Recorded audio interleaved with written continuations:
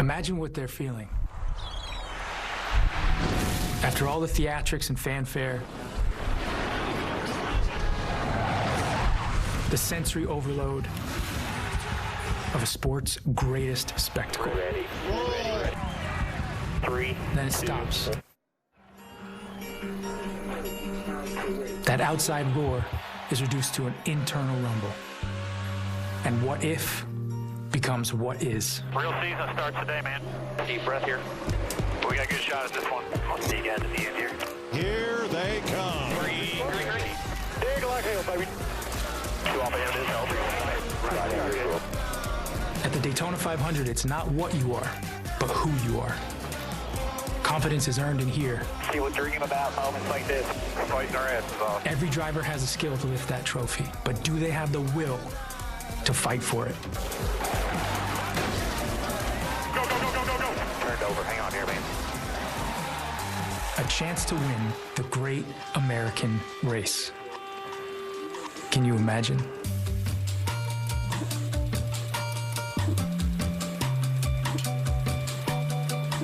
See Jake Gyllenhaal in Roadhouse on March 21st, exclusively on Prime Video. Minutes before the start of the race, the United States Air Force Thunderbirds take to the sky for the 14th consecutive year for our pre-race flyover. And the drivers get a brief respite, a few moments to visit with fans and family and friends. The champ Ryan Blaney, Bubba Wallace, most popular Chase Elliott, stars in the house like The Rock. And of course, what would the Daytona 500 be without the King? It's all a part of the biggest stock car race in the world, the Daytona 500 on Fox. Well, welcome to our commentary booth where Clint Boyers and my new full-time colleague is Kevin Harvick. Out of the seat and into the frying pan here beginning 2024. Now, he won the Daytona 500 in 07. Clint Boyers finished fourth in it twice, but these two will be forever interlinked because of what happened in 07. That's Harvick in the 29, Mark Martin in the 01. Here they come to the flag. And behind everything breaks loose. Is that Boyer on his roof coming across to finish at the last minute, diving in? Yes, that's Clint Boyer. Pretty much how our whole relationship's been, right there, summed up in one final lap. Every meeting that I've been in so far, that's how he comes through the door, on fire. So it's been fun. All of the preseason talk settled on the Fords. Boy, the Fords are fast. The Fords can push. The Fords can take a push. They can really run. They're going to be out front, Kevin. What's it been like this week? Well, they are out front, and I think as you look at the Fords, you have a lot of experience. You have the front row with Joey Logano and Michael McDowell, and those guys have a lot of experience. But I think as we've gone through the week, have we determined if they're the fastest cars yet? I think we have. Yeah. The matter is, have they determined? I think these Toyotas are extremely fast. Very slow in qualifying. Couldn't figure it out. No-show Jones on the qualifying day. Flip the page to the duels. Holy cow. Lights out. Straight to the front they go. Think of Denny Hamlin, three-time champion. Think of Christopher Bell winning that duel. A lot of these Toyotas, their teammate, Martin Truex Jr., champion. These guys are coming to the front. You're going to see a lot of them today in these Toyotas. Now, the Chevrolets have work to do because in Friday practice, the final practice, their best time in the draft was about 7/10 back of Toyota's best time, while the Fords were somewhere in the middle. But it seems to us that each manufacturer will pair up their drivers to work together as best as you can make a plan, but we all know about plans. Well, there's a plan, but it's a matter of how long does that plan last and how many of your buddies are still around at the end of the race to execute that plan. So we've seen everybody at times look strong. We've seen Kyle Larson push well. We've seen the Fords feel good about their cars, but we've seen those Toyotas do things that we don't feel like that we've seen other cars do in the past. So it's going to be an interesting start to the race to see everybody get used to everything that's happening with all the cars on the racetrack, and that's always a big difference here. 40 years anniversary of Hendrick Motorsports to the day today. Do not count Rick Hendrick and Hendrick Motorsports out of this thing. The 5-car, Kyle Larson champion, also America's popular driver, Chase Elliott in this 9-car. He is back, ladies and gentlemen. Keep an eye on Hendrick Motorsports. Can they make it happen? Stay out of my space. Well, I'm getting You're excited. Already in my space. Well, hey, we got to get 3-4 wide here. It's Daytona, baby. Richard Petty said it often and said it best. The best you can do on any given Sunday is put yourself in a position to win. Circumstances may dictate the outcome. Let's go trackside. Ladies and gentlemen, at this time, we ask that you please rise as you are able and remove your hats as the Robertsdale High School Junior ROTC Color Guard presents our nation's colors. Here to offer today's invocation, representing Advent Health of Central Florida, please welcome Chaplain Farzad Norian. Father in heaven, we pause for a moment to acknowledge you this afternoon and ask for your presence to be with us. Please protect and keep safe our drivers in the race today, our crew members, our officials, our fans, and their families. And Lord, please protect and bless our men and women in the military and law enforcement and their families. For these things we ask in Christ's name. Amen. Here to perform our national anthem, please welcome the 82nd Airborne Division All-American Chorus.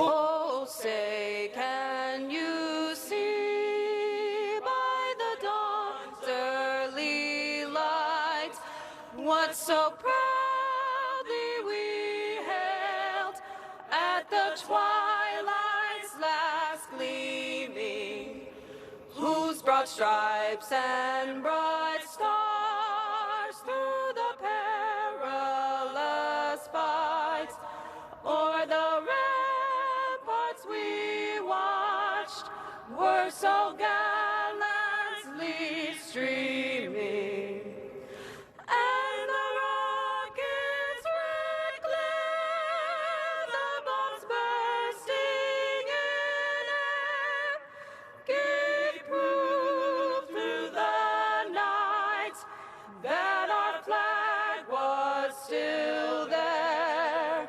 Oh, say does that star-spangled banner yet wave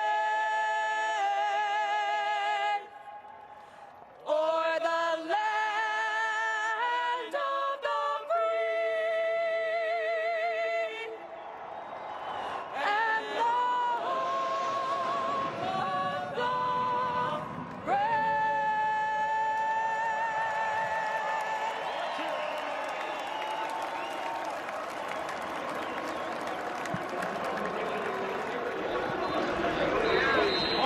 The anticipation is palpable. Here's Joel McHale, whose Animal Control Season 2 premieres March 6th right here on Fox.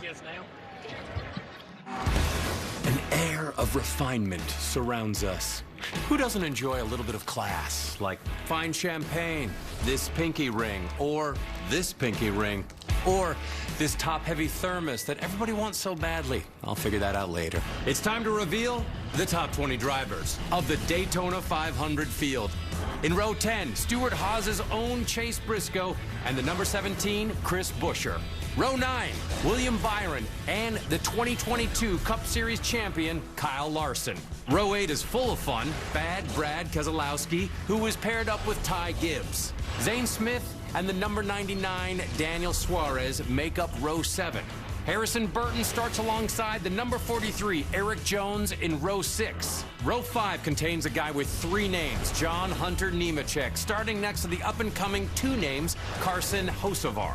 3-time Daytona 500 winner Denny Hamlin and Alex Bowman start in row 4. That brings us to row 3. 2022 Daytona winner Austin Cindric and former Cup Series champion, Mr. Popular himself, Chase Elliott.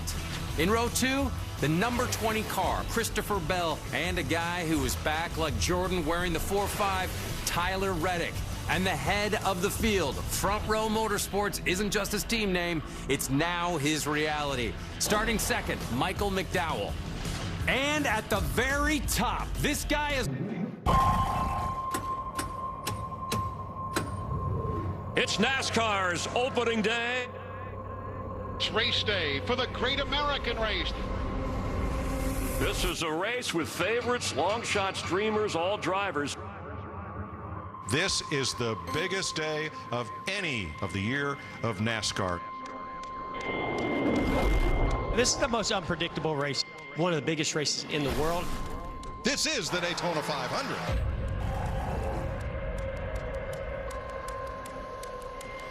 Yes, it is, and it's getting ready to start. Look at that packed crowd. And The Rock in a military vehicle taking a couple of celebratory laps. A wave at the crowd. And then he'll get in position to do his thing here. Been a busy week for NASCAR on Fox. We had some great features all through the week. I wish we had time to show you all of them. We don't. But here's a couple of snippets for you. So from one 7-time champion to another, congratulations on 75 years.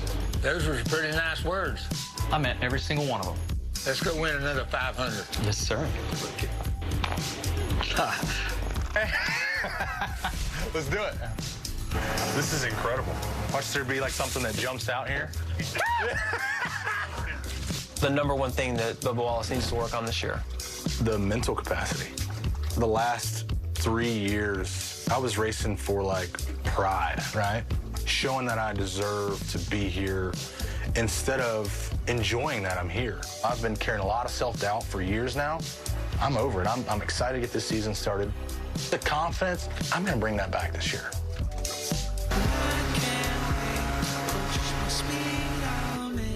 I want to introduce you to someone that has sold tickets at the Daytona International Raceway since it opened in 1959.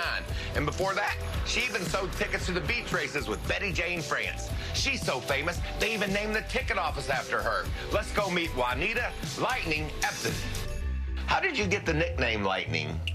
My husband gave it to me. He said he never knew when or where I'd strike. What was the low point in 2023? The quick answer would be getting hurt, but I really, that was not the low point for me. We just were not fast enough, ultimately at the end of the day. The suspension. Yeah, had that too. What's something you learned from that experience? Anytime you're sitting at home watching your car go around the racetrack is not how you want to spend your week. What would success be for Chase Elliott in 2024? Everybody wants to win 10 races and lead all the laps and win the championship. I think there's a but in here, for sure. You have to be among that group of guys right now that when the race is over, no one's surprised they won. Your 2023 NASCAR Cup Series champion is Ryan Blaney. You know my dad, right? He's not a very emotional guy. He got choked up a little bit in victory lane, which was good. I was hoping I was like, yes, there he is. To choke up a little bit. Told you. You now believe it. My dad told me when I first was going to get into the sport, he said, do what you can to leave it better than when you got there. And being the champion, I think gives me more opportunities to do that. I'm excited to do those things. I'm going to add one more name to the list. I think old Ryan Blaney's going to be a good champion. Oh, appreciate it, Clint. Cheers. Cheers. Do your dads give you pointers when it comes to racing? My dad mostly says, keep the wheel straight, guys. Keep the wheel straight. He spun me out. You spun him out? Yes, he did, and they got in a big fight. Gonna spin in front of the field and collect a couple. You gotta fight. Oh. Young drivers, start your engine. Whoa, easy, easy, easy. Oh, man, those kids are good. Is it over between you and Kyle Busch? Well, I don't think it's ever over. I feel like this was a good test for my first interview. Yeah. So let's say you don't win the Daytona 500. Well, that would suck. I know. You've been so close so many times, and you've freaking won everything in this sport. Are you happy with everything that you've been able to accomplish in your career? I would say so. The 2 championships at the end of the season is a greater feat in my book, but there's still some other really, really great race car drivers who never won the Daytona 500, and yet they're Hall of Famers. I wouldn't say that I would be accepting of that here today, but at least one of these days it's got to fall my way, right?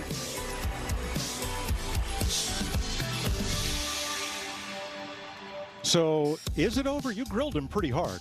Well, I don't think it's over for Kyle Busch. I think he's going to be in the game today. But I just want to say thank you to Kyle Busch for not just completely torching me on my first interview. No, I meant was it over for you and him? That for your first interview. Yeah. Boy, that was, you guys, I thought you told him you was going to dot his I one time. Well, you got to do what you got to do while you're racing. Awesome interview. Loved it. Moments ago, Jamie Little caught up with The Rock. Mike, how cool is this? The Rock is with us to help kick off the NASCAR season. And on March 30th, you are going to help kick off the UFL. Yeah. Tell us about this new league and what you expect. Well, first of all, I got to say it's awesome to be here. So for everybody at home, if you haven't been to a race, you got to go because this is incredible. Now, as for the UFL, cannot wait. The United Football League, I expect great football, passionate football. We all believe in spring football. We have the great support of the NFL, but most importantly than that, we have the great support of the fans. And the idea that we're going to create more opportunities for players and their families is really all that matters. We can't wait to see it. All right, everybody knows you are the people's champion. So as you look at 100,000 people here, you're about to give the most famous words in racing. What's going through your mind? Again, I have chills. This is incredible. There's a word I like to use all the time called mana, and you could feel the mana on the track, on this pavement. Over 100,000 people. The people are going crazy. I'm honored to be the Grand Marshal, to say those words. And what I love most, I met all the drivers. They're so amazing and welcoming. But what you realize, they're all after that shot at greatness. And I cannot wait for the race to start. We're so happy you're with us. Go do your thing. Yes, ma'am. Here we go. He'll bring the energy, Mike. Great to have him here. Well, Kevin, when we had him on yesterday's show, man, talk about mana. I felt the mana when he walked up, the presence of that great, huge human. I mean, the specimen that he is. He told us he was in bed at midnight and got up and worked out. I guess that's what it takes to be that big. Well, we definitely won't see you getting up at midnight to go into the gym, but we know that the Rock is here, and when he talks about the hype and excitement and everything that is going on at the Daytona 500, and he can feel it, you know that the energy is high. Mana. At this moment, 30 drivers, maybe more, think I have a good chance to win the Daytona 500. And the other 10, I've got a shot. If I can stay in that lead draft, it could happen. This is the ultimate test. You have to battle adversity. Attrition comes into play. A little bit of luck into the Daytona 500. Everything, Kevin, has to be perfect. Well, the biggest thing that is different from the Daytona 500 and the start of it is all the hype, the anticipation, and that enthusiasm that I believe all 40 drivers feel like they can win the race. So this is always the hardest part, for me, was controlling those emotions to start this race. We've seen it all. First-time winners. They can win it. Everybody on this racetrack can pull it off today. Let's enjoy a few moments of silence, the last we'll have for the next nearly 4 hours here in Daytona. Let's go trackside to the Rock and U.S. Army Chief of Staff, General Randy George. Daytona International Speedway. This is a moment you have all been waiting for. Here to give the command of fire engines is actor, entrepreneur, founder, and United Football League co-owner, the Grand Marshal for the 66th running of the Daytona 500, Dwayne "The Rock" Johnson. In the proud spirit of America and in the proud spirit of our great country, finally, The Rock says, drivers, start your engine!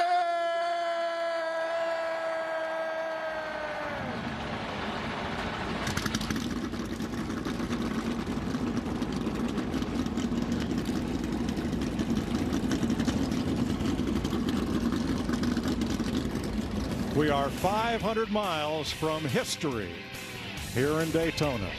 Green flag next.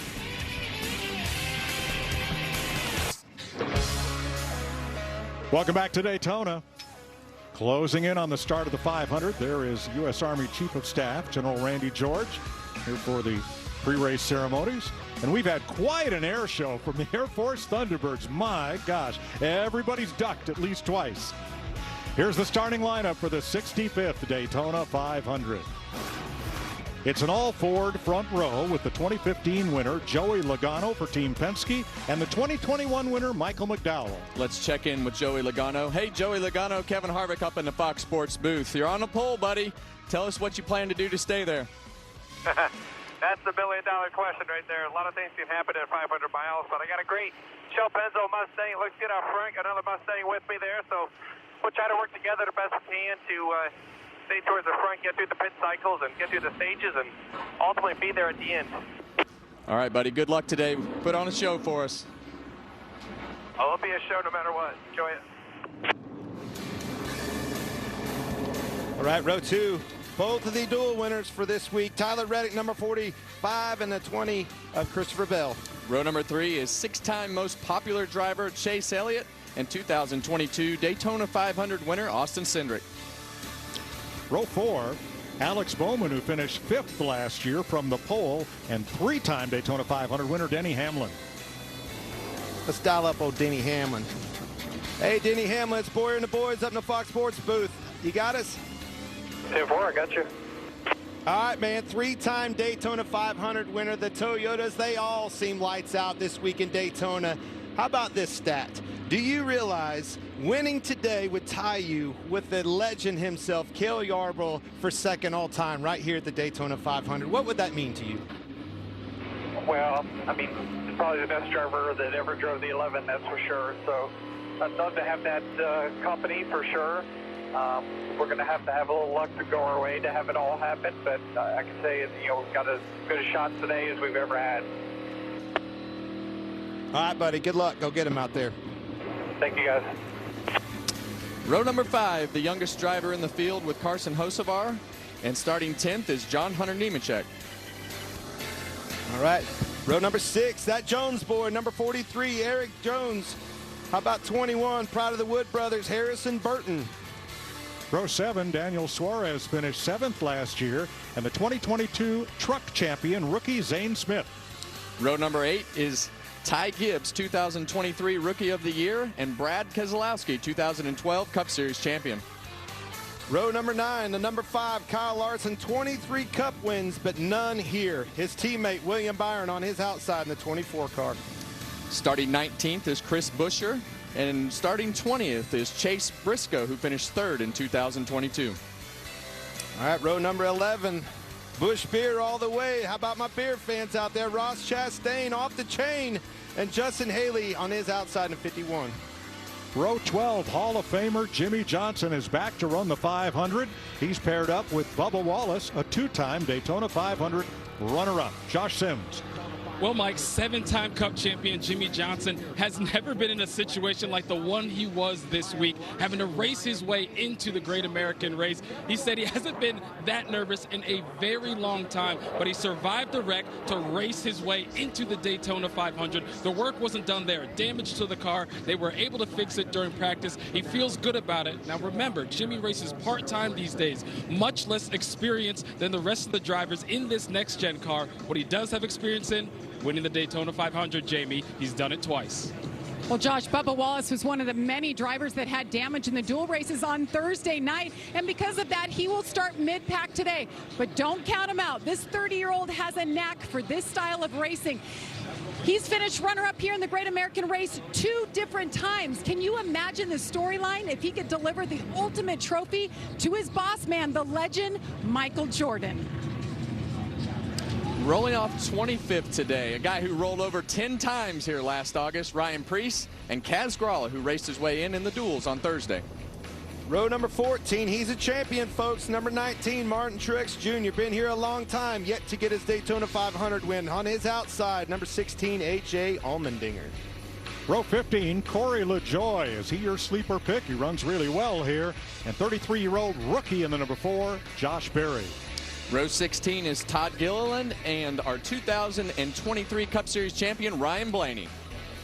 Row number 17, everybody loves the number 3, Austin Dillon driving it this time, 2018 Daytona 500 winner, and his teammate on his outside, number 8, Kyle Busch. Here's Regan Smith. Well, Mike, Kyle Busch is perhaps NASCAR's fiercest competitor, and he has used that fierceness to gain 63 wins and 2 championships. But the one that has eluded him is the Daytona 500. Much like last year, a crash in Thursday's qualifying races has relegated him to a backup car. But also, much like last year, the team feels great about that backup car and the chances of him getting to the front with it and perhaps claiming that first Daytona 500 win. 35th, the 2023 500 winner, Ricky Stenhouse in the 47. And from Las Vegas, Riley Herbst, who finished 10th in last year's 500. Row 19th, making his 3rd Daytona 500 start, is Daniel Hemrick, and right behind him is Noah Gragson. Rounding out the field, row 20, Anthony Alfredo locked himself in a qualifying night, and on his outside, David Reagan and out RFK car. Entry for this thing, the third entry for RFK. Keep an eye on David. He'll be marching to the front. These drivers will go to the rear because they've had to move to a backup car, largely after what happened at the conclusion of one of Thursday's qualifying races. Let's show it to you. Watch the yellow number 12 of Ryan Blaney get turned and take a savage hit into the outside wall, measured at 55 G's. Man, it still hurts, Kevin. And it's on fire, too. So there is nothing good about that. And we're just glad to see Ryan get out of that car. Ryan climbed out okay. Practiced Friday. Now has a new helmet and a new car. Let's check in with our crew chief, Larry McReynolds, and a look at aerodynamics. Yeah, Mike, anytime you're at a high-speed superspeedway like Daytona, to be faster, it's all about the draft. The more cars you can get in the line, the faster you're going to run. So let's take a look at airflow at our Toyota Cutaway Camry car. This is a single car right here. This is what the airflow will look like. You're going to see max downforce on the front of the car as well as in the rear of the car in that rear spoiler area. That actually more downforce and hurts the drag. But as a car approaches that lead car, you're going to see the airflow change. It takes downforce away and it gives it less drag, which makes them run faster as one unit. Look at the hood flaps as the pressure changes on that trail car. That's the reason they come up. Now, the more cars you can line up, the faster you're going to run. Mike, this is why after a green flag pit stop, you want to make sure you have a partner to draft with to maximize that speed after leaving pit road. Thanks, Larry. Safety in numbers. Well, it is safety in numbers, and when you look at that graphic, when you see that hood flap stand straight up, you know you're doing a good job, but you need your team of manufacturers to do what you need to do to stay in the front and even get to the front if you're not already there. Strength in numbers. That's right. Yes. All right, it's time for Toyota. Rev up to green. Toyota is proud to be pacing the great American race with the new Toyota Camry XSE, which continues to be proudly built in Georgetown, Kentucky. With this innovative new look, TRD and Caldy Design work collaboratively to imitate many of the production Camry's striking features on the new Toyota Camry XSE NASCAR Cup Series race car, including the distinctive Toyota Hammerhead front fascia. The latest version of the Toyota Camry, which has been the best-selling sedan for 21 straight years, is scheduled to hit showroom floors later this spring.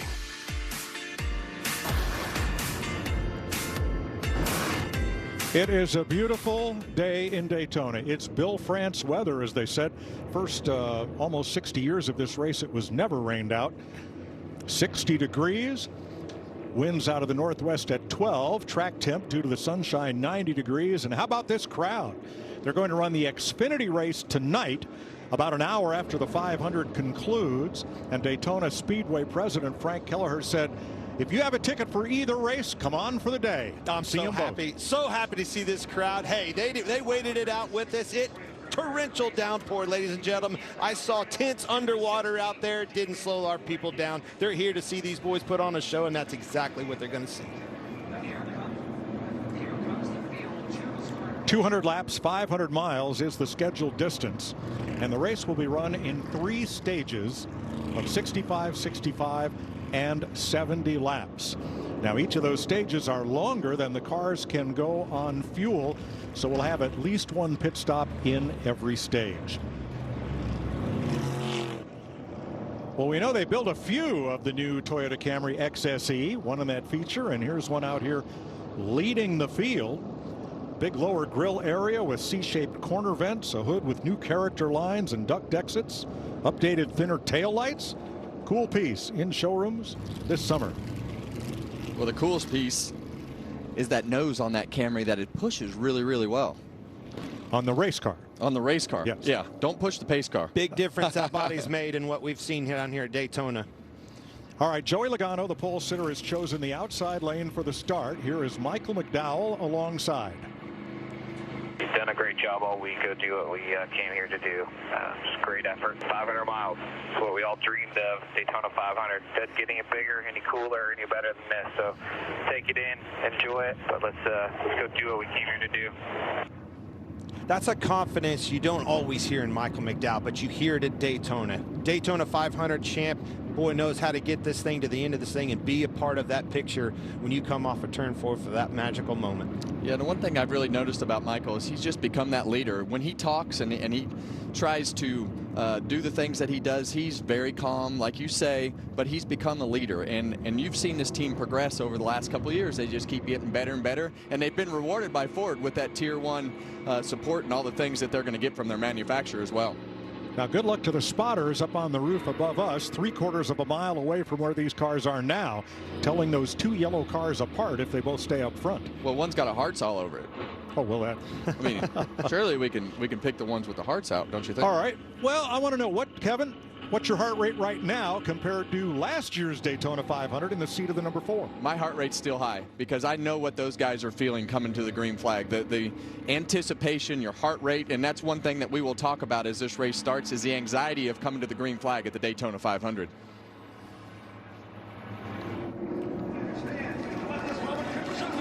Off turn 4 in the 31-degree banking in the 1,200-foot short chute.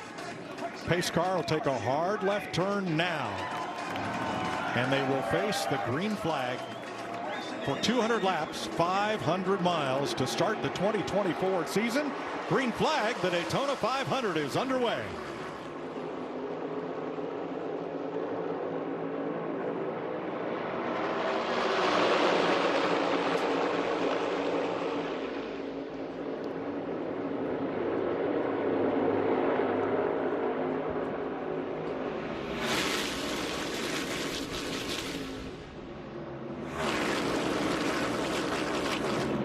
Still building speed in the back straightaway.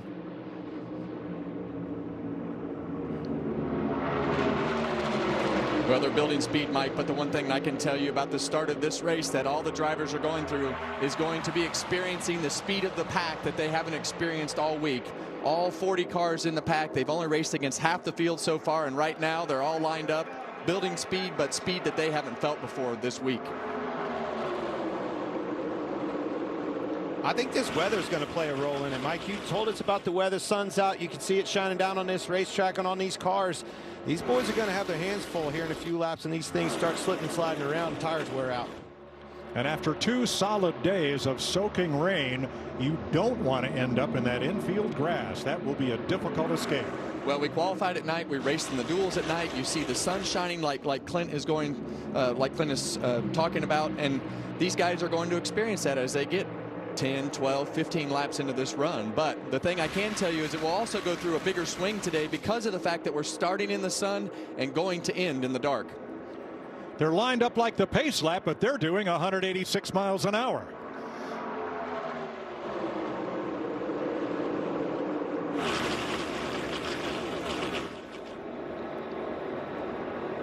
Man, Clint, there is nothing like the sound of these race cars when they come by you, and you hear those cars come by our cameras and rattling the cameras, and the speed of the cars as they go down the back straightaway there.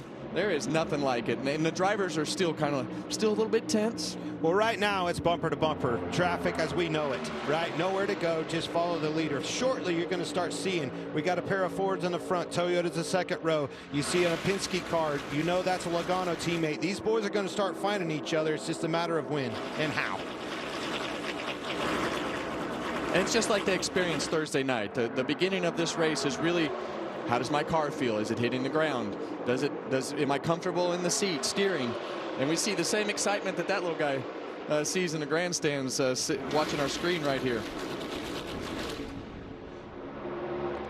The other thing about this race in particular, you know, we've watched the duels. I heard you say that's a half a field, half a pack. This is the first time all of these guys have felt their cars running this speed. Larry showed us how much of a difference just one car makes behind. Can you imagine a whole field? 40 cars back there making it. All right, here's the first breakout up in turn number 3, 3 wide, about 7 or 8 rows back. Things starting to move in mid-pack.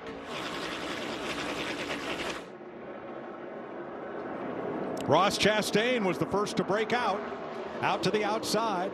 There you see his blue and white number 1 with Josh Berry behind him.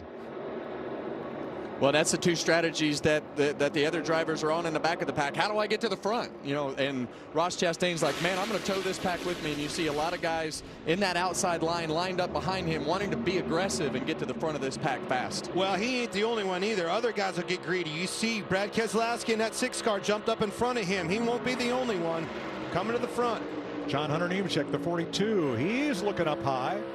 Maybe perhaps trying to hold both the middle and the high lane back in his 42. Can't be iffy in these decisions, Kevin. That spotter says clear up, you better be there. Oh, crash!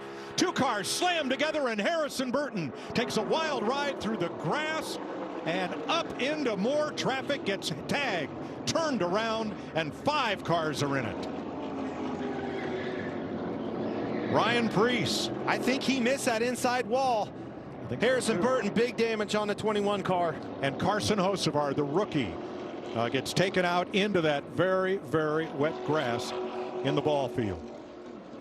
Well, the Wood brothers trying for their 100th ever NASCAR win, and Harrison Burton gets tagged and sent. Well, this is exactly what you don't want to see happen.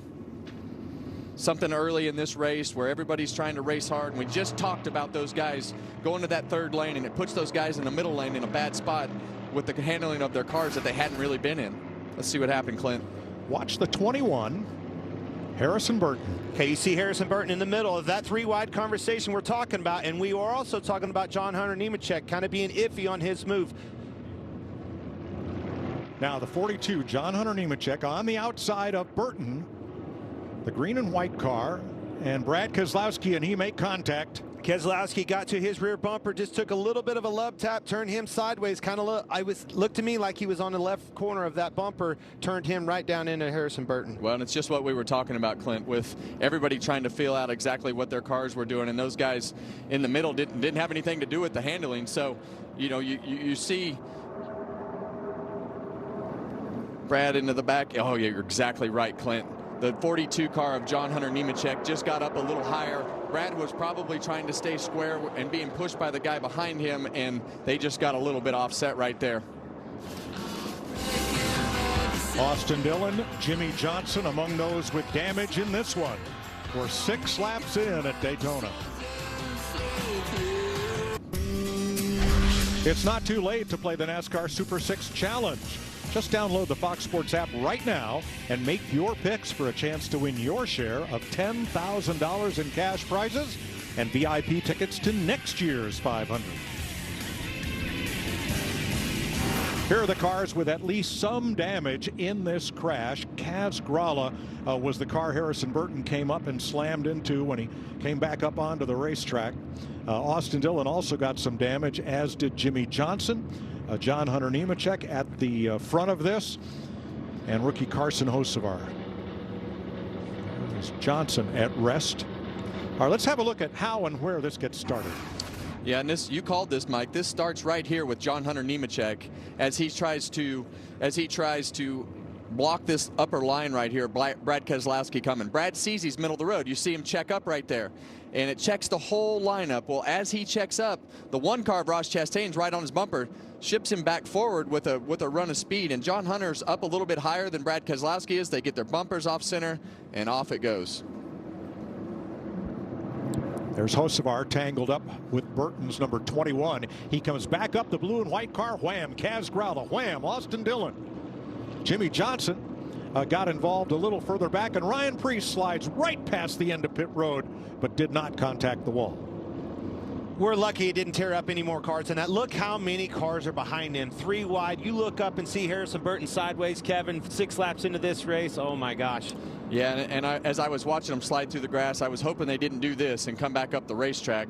You see, that's where all the cars got torn up. Jimmy Johnson's cars, it just depends on that left front tire and if the toe is knocked out, or I see him with the hood up on pit road. But Harrison Burton, what a terrible break for the Wood brothers and everything that you prepare for over the last 3 months. And we see this race go that time every once in a while. Just these early wrecks that sometimes start with just people trying to go and trying to move forward. Burton would have been okay, but for coming back up on the racing surface, obviously couldn't slow down. Kaz Grala thought he had the high line clear, and he did until Burton got there. A lot of damage here. Let's ride with Jimmy Johnson.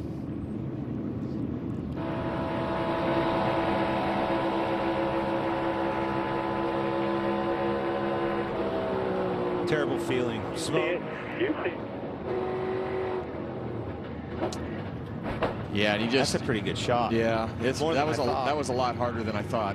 Yeah. I feel so bad for Harrison Burton. Riding in the middle, doing nothing wrong, minding his own business. Those guys were 3 wide on his outside, kind of stacked that line up a little bit. Nothing he could do at all. And the one thing you notice from Jimmy Johnson's car is he was in the back of the pack there. With this particular car, you can't just hang back like you used to. You have to be somewhat close to the pack. You see Ryan Preece sliding through there. Harrison Burton's radiator and ductwork, everything fly out of the front of the car. That's a good point, Kevin. You know, in years past, back in the day, you just ride around back far enough knowing that that's going to happen, that you could get out of harm's way. You'll lose the draft if you lag back too far. Kaz Grala, the Boston native, hauled back to the garage. Repairs for Austin Dillon and Jimmy Johnson. Pit road is open. Here they come. Josh. For Michael McDowell in to top off with fuel only. Whoa, that was close with William Byron right there. Jamie? And Bubba Wallace, they knew right away they wanted to come in and pit. They said all we need is 2 seconds of fuel, and go, wow, there's all kinds of chaos down here, Mike. Guys, this is worst case scenario because of all the cars on pit road and nobody's out of the race, and every pit stall is occupied, but everybody wants to keep these cars full of gas in order to put themselves in a great position. Now Corey LaJoie, AJ Allmendinger, William Byron, and Todd Gilliland took tires. Most everybody else was gas only. First caution of the day comes out working lap 6. John Henry Nemechek into Harrison Burton. Big crash.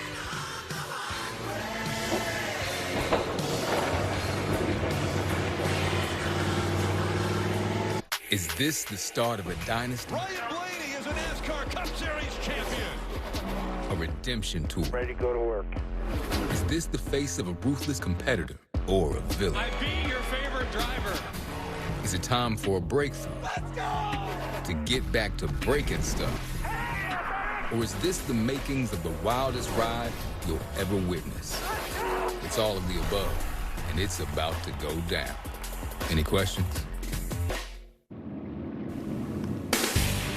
The Daytona 500 on Fox is sponsored by Toyota. Let's go places.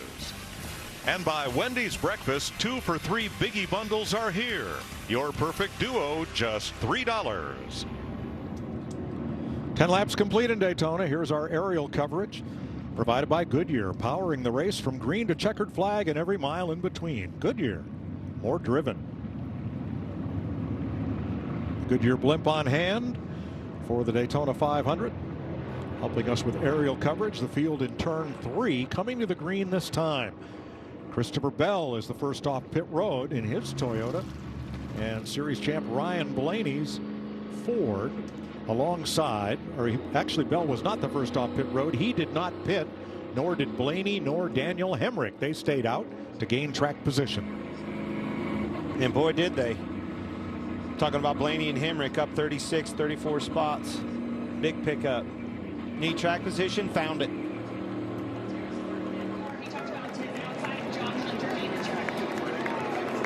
Pace car is in. We begin lap 12.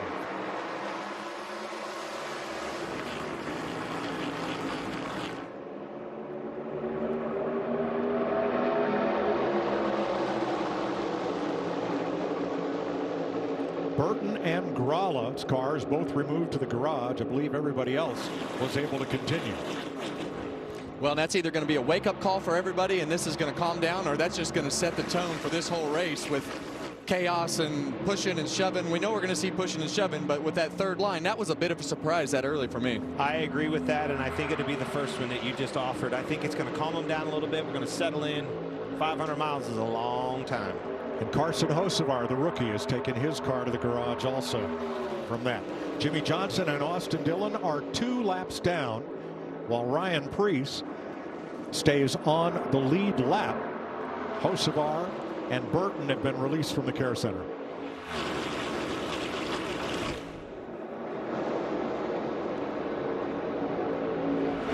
And now it all resets. We see Christopher Bell and Ryan Blaney at the front of this pack. Daniel Hemrick at the front of the pack, like you guys talked, didn't pit, stayed up front. That's a call from the crew chief to say, hey, we need to do something early to establish ourselves at the front of the pack and hope that you have enough guys to pit with you, or you have another caution fall your way. And I would tell you that I would much rather be at the front, Mike, than at the back. I feel like it's safer. Regan, how about Blaney's move to the front? Well, Mike, crew chief Jonathan Hassler said exactly what he would do earlier today. He said, I'm going to be very aggressive if there's a yellow early in the race, or as green flag cycles present themselves. That's what he did right here to get his driver up front. But part of the reason he could do that, Ryan Blaney very happy with the car as it is right now. A little loose in the corners, meaning the back sliding, otherwise good. A.J. Allmendinger having difficulty, or a drive-through penalty. Right here on pit road. See Austin Dillon headed to the garage area in that 3 car. Such a bummer. Former Daytona 500 winner. Out of it here. Allmendinger was penalized, given a drive-through penalty for not lining up properly for the restart. John Hunter Nemechek served a penalty for equipment violation, and William Byron, to get into his pit stall, had to make a late dive outside another car, ended up in the wrong pit box, so he restarted tail end of the longest line as well. Yeah, pit road looked like we were still in Los Angeles. It would look dangerous out there.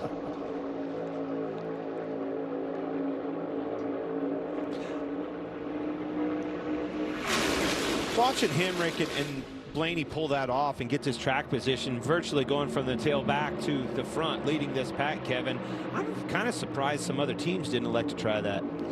Well, we're racing towards stage 1, and everybody knows that there are points on the line. I know we're racing for the Daytona 500 and everything that we need to do, but you got to put yourself in whatever you think is the best position to not have to put tires on, to not have to, to put the least amount of fuel into it, but you got to have track position. You want to be able to be in control of this race, and that was always something that Rodney Childers and myself talked about when I was still driving the car.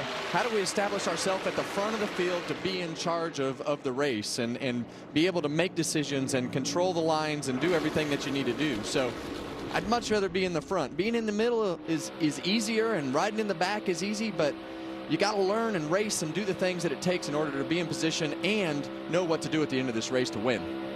Ryan Blaney is not just the defending Cup Series champion. He is a third-generation racing champ. Let's go under the helmet with Ryan Blaney.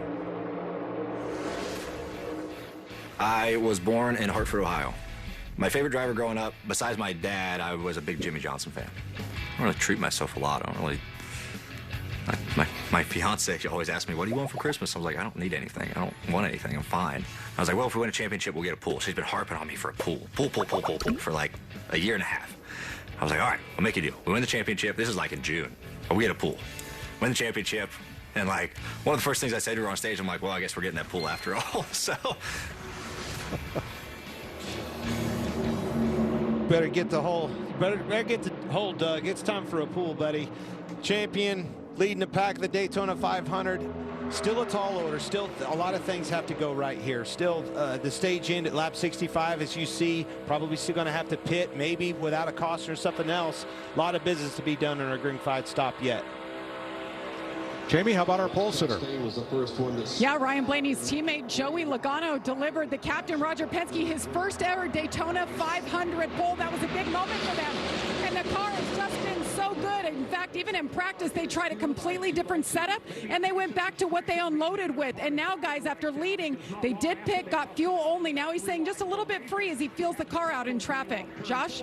Well, Jamie, I talked to Christopher Bell last year going into the Daytona 500, told me he is not a fan of super speedway racing. Well, he turned that into a third-place finish, his best ever in the Daytona 500. Came back this year, won his duel, so he's getting much better at this style of racing. Talked to him today, still not a fan, but he said the confidence is growing, and you see him running up front right now, guys. Did you see how he was holding the wheel right there, Kevin? Yeah, I did. We both grabbed it, each other. Hey, what was that? Just a little bit of, hey, 500 miles is a long time. Long way to the house. And you hear Christopher Bell, the report there from Josh, talk about not liking super speedway racing. That's not uncommon. There's a lot of guys, I was one of them, didn't really like super speedway racing, but you have to put yourself in this unique mindset when you get here. And mine was always this. I have a 50-50 chance of finishing this race. So I'm either going to have a good day or I'm going to wind up in the garage with the wrecker towing me in. So that was just, I know that's always. You only gave yourself 50% chance? Boy, I always lied to myself. I said, boy, we're going to win this thing. I don't know how yet, but somehow, some way we're going to win. Then ended up upside down on fire. 18 laps complete. Christopher Bell's Toyota side by side with Ryan Blaney's Ford for the lead. Lord, you know it makes me high when you turn your love my way. Turn your love my way.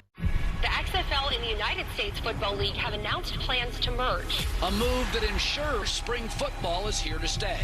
This is an iconic moment. With excitement from fans all across the country. Let's ball out, baby! This will bring together two of the best spring leagues we've ever seen. It's a win for football and for fans. The United Football League has arrived. There's no doubt spring just got stronger. Here we go.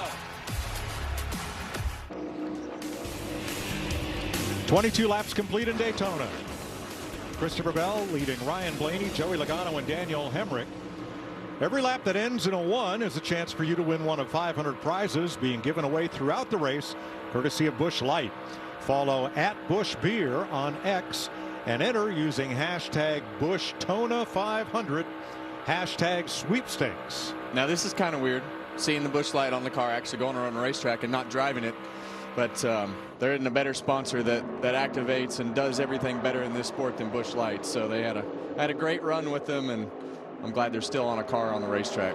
And they'll do a great job with Ross. Clint, put your phone down. You're not eligible. Boy, I sure wish I was. I know a guy, though. I know a guy, Mike. We'll get you fixed up. Yeah. All right, here we go. We got Denny Hamlin's foot cam here, Clint. We see both feet there. You always want to keep the brake pedal foot right here, very close, because anything can happen really quick here on the super speedways. And you see his right foot, the other one modulating that throttle pedal. And you see the percentage up top, and this is all about the strategy of fuel and everything that it takes in order to put yourself in a position to do what you need to do on pit road in as little as time as possible. That we will see coming up here in a few, I don't know, probably what? How many laps, Clint? It won't be long. I can tell you this, it won't be the end of that stage. Well, we saw Denny Hamlin win the other night in the duel, doing the strategy that he's doing right now. Let's hear what the 5 car has to say. We are going to be close to being able to make it, especially with what you're saving right now. The 2 front cars did not pit, and they're kind of screwing themselves because this saving, they still cannot make it, but they're going to help all of us be able to make it. So keep doing what you're doing. That's why I love Cliff Daniels. Always giving the information only needed to that driver, Kyle Larson. He is so good at the communication of not you know, just overwhelming him, but telling you exactly what you need to say. And by the way, he's exactly spot on. Larry Mack. Yeah, Mike, I've been watching the throttle trace on the top 3, Bell, Blaney, and Hemrick. That's the 3 drivers that did not pit under that last caution. And I think about Bell and Hemrick, they're modulating the throttle quite a bit. But Ryan Blaney is just steady, right about 65% throttle. Right now, it looks like he can probably go about another 23 or 24 laps in that 12 car. So he played the hand, right? The hand that they had. He got to track position. Without a caution or some help here, he's probably not going to make this stage end in a good fashion. Well, and this isn't easy. When you're leading the race like this and having to manage the fuel, and what happens when you have one of those early cautions and it puts you in a window to be able to make it to the end of in this case, stage 1, it makes everybody want to be in that position to win the stage, because in the end, you're racing the first stage here for your points for the whole year. And we've seen people miss it by 1 point, 2 point, 3 points. Ryan Blaney beat Martin Truex Jr. In 2022 by 3 points. So, hey, you got to do what you got to do to put yourself in the right window. Might not be the same for everybody. When you look at Christopher Bell and those guys who did not pit, I don't think they can make it to the end of the stage, and that's going to put them in a really bad position. But it's like Cliff Daniels said, it's helping everybody else in the field out that they're doing that. Well, after what happened at lap 6 and the big crash that took 4 cars out of this race, is that why we're not seeing anybody break out who could run faster on the outside and form up a third lane? Well, you don't want to be the guy that has to pit. And if you have to pit and everybody else doesn't pit, everything you've worked towards in trying to get to the end of the stage and put yourself in position kind of goes out the window. But if you're on pit road and they're under green and you have a little bit of trouble, you'll be a lap down. So you should be able to pit and be really close to not being a lap down. But if you have just one little hiccup, you're going to be a lap down, and then you're really going to have some trouble. So it's a long race. You have to be smart. We saw these guys go hard early, trying to put themselves in position, and we got a whole bunch of torn up race cars already. I still like the gamble. It was worth it. This point in a 500-mile race, you know that you're not going to go a lap down, even if you have to pit and they don't, whatever the case may be. It's not that big of a risk, I think. I think the reward is big time. 34 spots they found right now. Well, the big thing that worries me is it's what, 7-8 laps. I didn't notice the number before it all went off. It's a pretty big number, Clint, that difference in laps that you're going to have to pit earlier to be able to go out there and have to run with 3 cars. That's basically what you're going to have to do. You're going to have to run with 3 cars, and we know, like we saw in the beginning, the more cars you stack in that line, the faster that line's going to go. So I'm just worried about their speed if they have to pit by themselves. Larry told me, no worry. I don't think they're not going to go a lap down. I still think risk versus reward, it was worth it. Now here's something we've not seen at Daytona. Usually if you lose the draft, you'll fall back further back.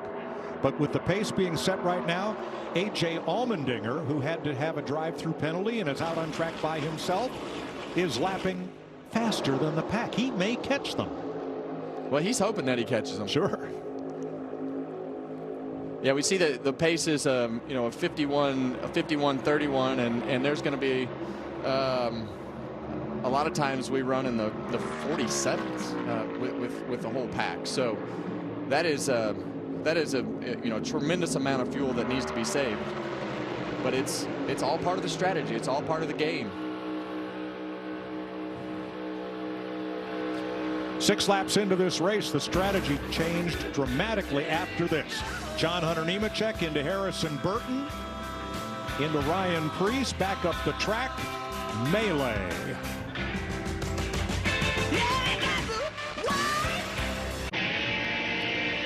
32 laps complete. Blaney, Bell, Hemrick out front. Here's a special moment earlier in pre-race. U.S. Army Chief of Staff General Randy George and Dwayne "The Rock" Johnson took a ride around the track in an Army ISV up on the banking there. Well, this race has completely changed.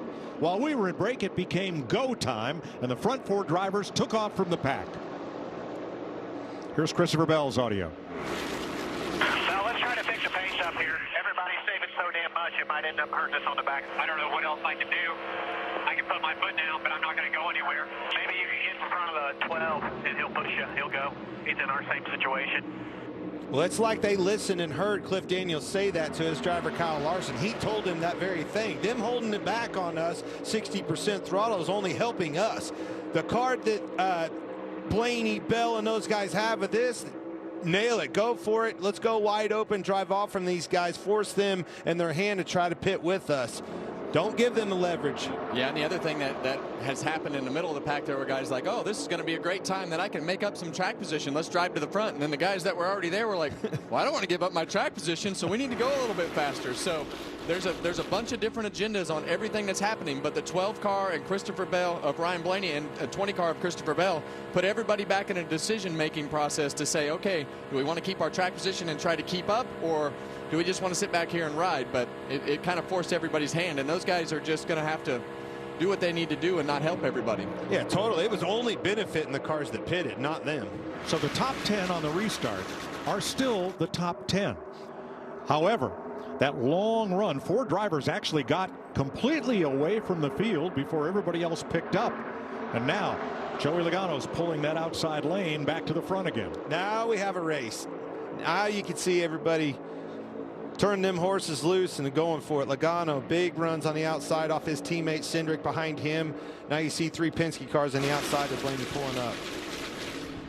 Yeah, and what happened in the pits is everybody's going to say, well, we got this much savings and we can go this far. So it obviously looks like everybody feels like they need to go and feels comfortable about going. But the 3 guys who didn't pit, they're not going to make it to the end of the stage. Not without help. Look at these down markers. This is how fast they're moving, almost a football field a second here at Daytona. Larry Mack, how much has the pace picked up here? Yeah, in the last 5 laps, it's about 3 seconds a lap. And by my fuel calculations, the 12, the 20, and the 31, Blaney and Hemrick and Bell and Blaney, they can go about another 8, 9 laps based on this pace right here. Pretty hard to believe you can hold a pack of, 37 cars up behind you, 3 seconds a lap, Kevin. Well, you got to be able to put yourself in a position from a strategy standpoint. And that's one thing that has come into play with this car. There's so much going on behind the scenes with the war rooms and the pit box and the calculations. And it's a complicated game. And it just makes it that much more exciting when you have that early caution and everything happening. Jamie? Well, Austin Cindric in the 2. You guys talked about him being a teammate to the Penske boys. He won this race in 2022. He knows how to get around, knows what to do, and he just heard those words he wanted to hear. You are good on fuel to the end of this stage. Hammer down. Well, that's good for us, too. When they tell them hammer down, that means we're going back to pushing and shoving and trying to get the best position that you can, because now we're 27 to go in the stage, and you got to start positioning yourself to try to win it. They were like a bunch of geese. I don't want to go up front and burn more fuel. You want to go up front and burn more fuel? No, I'm going to sit right here. No, I'm going to sit right here. I don't want to be out front. Yeah. Nobody wanted to be out front until finally somebody did. Yeah, they're typical racers. Once somebody went, it's like, well, I got to go. But once that crew chief told me, we're talking about Austin Cindric, told me you're good to go to the end. Now it's all about track position. Now, just like we know about Daytona, find my allies, find my teammates, and get this thing to the front. More importantly, get it to the front with people that I can trust at the end of this so I can go after these stage points. 4 Fords out front, then Christopher Bell's Toyota, then Daniel Hemrick's Chevrolet. 3 Penske cars and Michael McDowell kind of fulfilling the preseason prophecy of how those Fords have speed and run well together at Daytona. There you saw Cindric move down in his line with his Penske teammates. He saw him wave to Blaney, which let him in right there. Thank you very much, teammate. All right, what's the difference between seeing your teammate, your real teammate from your team in your mirror versus anybody? Oh, here we go. What? They're going to pit. I wasn't a wave let me in. That was a wave. We're pitting. And drag others with them. This should be gas only, like all green flag pit stops today. Christopher Bell going to get it filled up. Ryan Blaney is in. Big time heads up play by Bell and company on that 20 car. He didn't get the signal that we're going to pit. That was a heads-up play. He saw them. They needed that pit stop, and he went with them. Daniel Hemrick came in with the Penske cars and Christopher Bell. They don't all leave together. 2 stragglers, including Hemrick. And up in your upper left, you see the cars leading each of those 2 groups now that Michael McDowell is the race leader. More stops. Well, one more. I think that's Buescher. It is Chris Buescher for RFK. By himself. I would think that's an untimely, unplanned pit stop. Possibly an issue.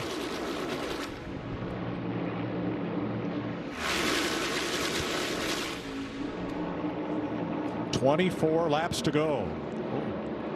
That's Josh Berry right in the middle. Got up there kind of close to Chase Elliott and Kyle Busch in the outside in the 9 and the 8. Chevrolet trying to lead for the first time today. And it's Chase Elliott rolling to the front for Team Hendrick, but nobody with him. Michael McDowell, the Fords formed up on the inside to hold the lead.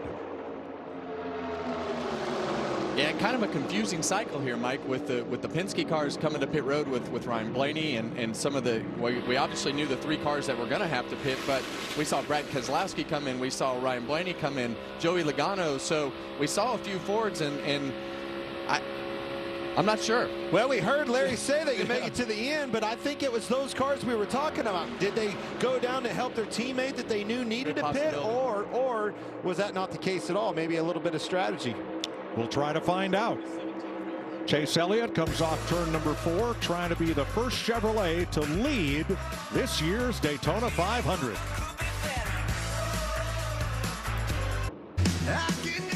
Start your engine!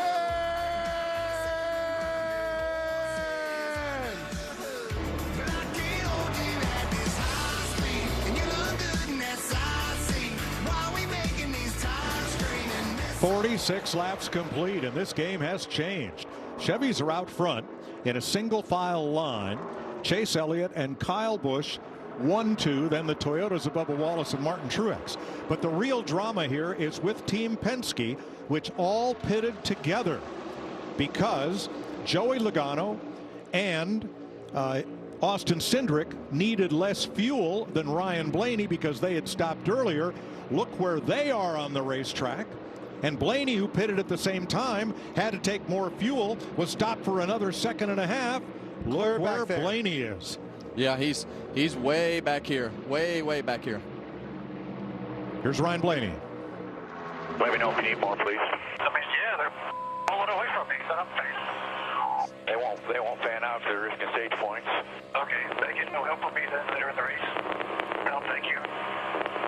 Yeah, and hopefully they'll explain under caution what exactly happened. You know these 3 cars that stayed out. Ryan Blaney was one of them. His teammates were not, and his teammates were the ones that had the shorter pit stop, and they couldn't afford to wait from him because Ryan Blaney is going to get caught by this pack unless these guys pit. But Joey Logano and Austin Cindric were able to have a shorter pit stop, and that's what we're going to continually talk about with the pit strategy. And also on the same strategy, Bell and Daniel Hemrick, they're the ones that were even back further than that. They're going a lap down, getting into 3. These guys are in trouble without some help. They were stopped under green for 6.9 seconds, 2.5 more than Ryan Blaney. So here comes the field to put those 2 former leaders a lap down.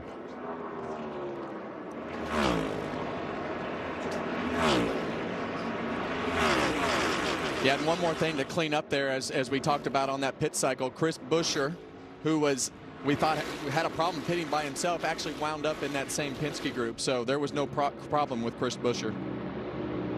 Still 16 laps to the caution flag that will end stage 1. You see them getting up, Bell and Hemrick getting up. You're going to see Blaney. This is going to be a battle to stay on that lead lap and get that lucky dog, Kevin. Now you don't see Michael McDowell, who pitted with that Penske group earlier. What happened there, Josh? Yeah, well, an issue for the 34 of Michael McDowell. He just came over the radio having an issue and had to come in and pit early. Take a listen. Everything okay with it? Just situationally got left by everybody? Yeah, I don't know. It kind of seemed a little bit slow. Like the 11 was pushing me hard. I wasn't going anywhere, so I think something's wrong. I can't even get 5th gear. Super slow. Not going at all. Yeah, and it's either there is something actually wrong, or when you're in this pack, and we talked about picking up 2-3 seconds, and when your car doesn't have somebody with it and it loses that RPM, it just takes a little while to build back up, and that could be what Michael's feeling. Now Ryan Blaney pulled up to McDowell hoping to draft with him, but McDowell doesn't have speed. If there's a saving grace here, one of them will be the first car 1 lap down, and the next time the caution flags, they'll get the free pass and come back on the lead lap. Spot on. Now we got to go to work, Kevin. We got to get up there, got to catch these other cars, battle for that lead lap lucky dog position. There are 5 cars 1 lap down: Bell, Hemrick, Blaney, McDowell, and Allmendinger. How's Kyle Busch get to the front? Look at this. Kyle Busch, Chase Elliott, those boys went all the way to the front leading this pack.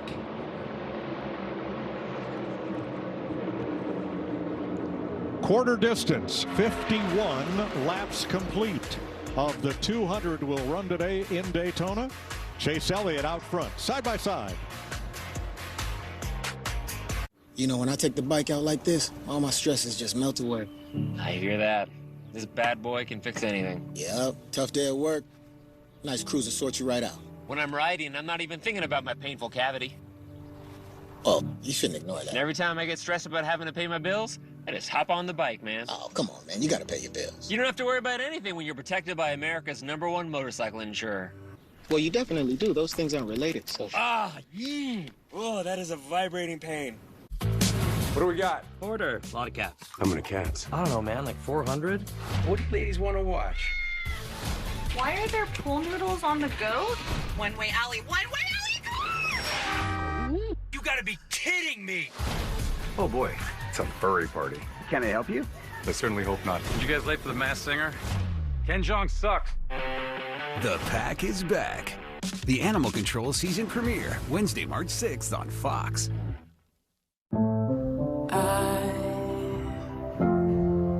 I was standing, you were there, two worlds collided, and they could never tear us apart.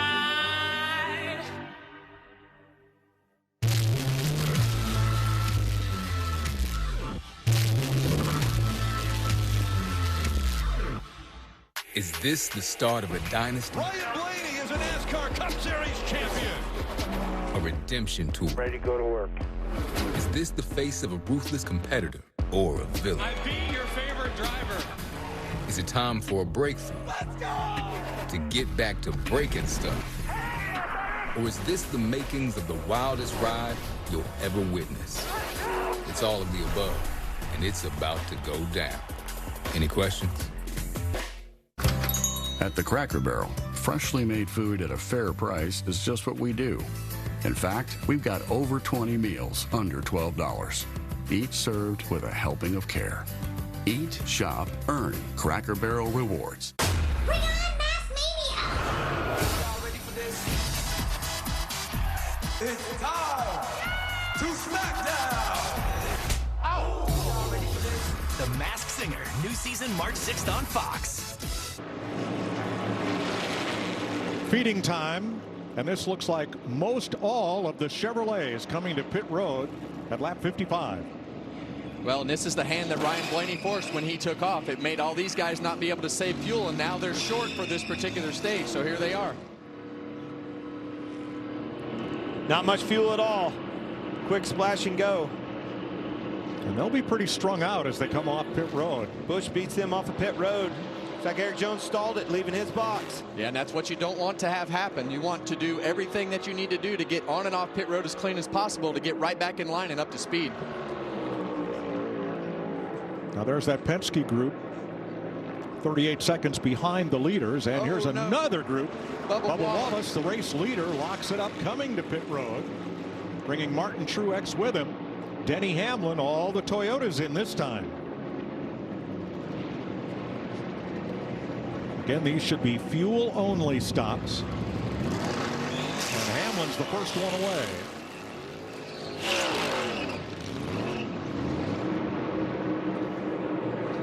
Now, if there is strength in numbers, it will be in this group forming up quickly in a draft, because here come the leaders through the trioval. There they are. You see them merging back onto traffic, too. Kyle Busch leading. They're going to blow right past them, Kevin. Yeah, and they got formed back up really well. Off of pit road, in a single file line, all Chevrolets right there. Did a better job. They just did a better job. They were cleaner coming on, more efficient coming in. You saw Bubba Wallace slid, stack that line up a little bit. And that's what you want to do. That's That's exactly what Bubba Wallace wants to see happen. He wants to see those cars have to make a lane change in order to slow them down just a touch. Now that group is Kyle Busch in 9th place on back of the Chevrolets who pitted. Here are the leaders. Noah Gragson from Las Vegas, Todd Gilliland, Josh Berry, Justin Haley, David Reagan, Ryan Preece, Chase Briscoe, Riley Herbst. The Fords are all lined up in positions 1 through 8. Christopher Bell, first car 1 lap down, second in line here. See Blaney in tow right there behind him. Well, the things that we can't see are exactly what they've done throughout this stage since they pitted to save and what those strategies are. But one of the strategies that these guys might be on is that they might want to come to pit road they want to run as long as they can so they can come to pit road the most short amount of time that they can come and put fuel in it. So I'll spit that out eventually, but here they are. I do agree with you. I know what you were saying, and that's what they have to play. Larry? Yeah, we've got 7 laps to go in this stage. Now, one thing about the 10 of Gregson, the 60 of Reagan, and the 41 of Priest, they came in and topped off at the end of that caution before we went back racing. Fuel calculations show they can run about 6 or 7 laps, and they're coming right now to 6 laps to go in this stage. So the leaders, led by Gregson in the number 10. If you look at the map at the top of your screen, he just crosses the line. This group's lap times are not as fast as the group led by Kyle Busch in 8, the Chevys, or Joey Logano in 22. They are pulling away from the leaders. They're running 50% throttle, though. I'm hearing they're trying to make it, trying to stretch his fuel as far as possible. Talking about Noah Gragson leading that group. Got 3 different groups running out here, as you can see in the track map ahead. This is a strategy game right now, Kevin. I'm glad I wasn't a crew chief. They're going to pit. Josh Berry coming in for 4 tires. We expect the others will be fuel only. Gregson and Gilliland, the 10 and 38. The 3 had been running positions 1, 2, 3 here. And Ryan Priest comes in with him. Excuse me, that's not Priest, that's the 51. That's Justin Haley. Well, we see these guys putting 4 tires on the car, and that's going to put them in a position to have more strategy in the next stage. Haley gets fuel only. The others take on tires. And what I mean by that is when the caution comes out for the stage break, these guys are for sure going to come in and just put fuel in their car. That will hand the lead to the driver who a month ago wasn't even scheduled to run this race, David Reagan, who is added to Team RFK, Roush Fenway Keselowski, as a teammate to Brad Keselowski and Chris Buescher, with Ryan Priest right behind. Here's Reagan's radio. I'm just going to leave it on 50% throttle and do it. And just make sure the 41 knows this. Yeah, copy. He was just down here talking about it. Or 41. They know where we're at. You see him. I'm going to leave it at 50% throttle, and I'm going to the end of this thing. That is what we're going after. How about Priest? He was the one that barely missed that wall, was collected in that wreck, just might ended up with a 2nd place out of this stage. This is going to be close. Meanwhile, 50%. The question is, will this pack catch him at 50% throttle? Meanwhile, Christopher Bell and Daniel Hemrick, when those leaders pitted, they got back on the lead lap, and so did Ryan Blaney. Michael McDowell is now the first car 1 lap down.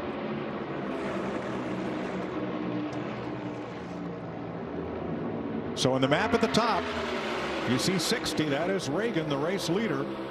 Kyle Busch in 3rd, with a group that is running 5 seconds faster a lap. All right, Kevin, I listened to you at the top of the show. You told me all the manufacturers, you go in as a driver, you're listening, we're going to do this, we're going to do that, we're going to pit at this lap, we're going to do it together. We're going to do it as a manufacturer group. Holy cow, look down this list on the pylon. They're all over the place. 2 Fords leading, Chevrolets, a gaggle of them, and then Toyota's behind them. They're all over the place. Yeah, I think that the first 2 guys are, they're going really slow. Obviously, you see that the Chevrolets eat them up there, but the Chevrolets and the Toyotas are together as we go through this first 2 packs here. So it's the Chevrolets have done a great job in doing what they need to do on and off pit road. Well, Reagan and Priest, they might make it to the end of the stage, but it won't matter. They've lost the track position and, moreover, the points that they were going after, stage points. But they should be able to stay on the lead lap, which will keep them in the top 30 for stage 2. Well, and what's going to happen as we see 2 to go here, they should be able to start racing here and do what they need to do to try to get themselves in a position to get stage points. So it's either 2 to go or 1 to go. It depends on what the manufacturer has told them what the team plan is to get to that point as to when you can race. That's exactly right. And I see 2 teammates, Hendrick cars behind them. Look, 1 in between Daniel Suarez. Then you see Larson already going to the outside with Bowman. Look for Chase Elliott and his teammate as well, Byron, to go up. 4 Hendrick cars pouncing on your leader. Coming. The points earned in each stage, 10 through 1 for the first 10 finishers. They carry with you all through the season. Some of these teams are counting points beginning right now. How about this? Byron moved up to go around him. Busch made a block, separated those Hendrick cars. Now Chase Elliott to the lead. Final lap of the stage.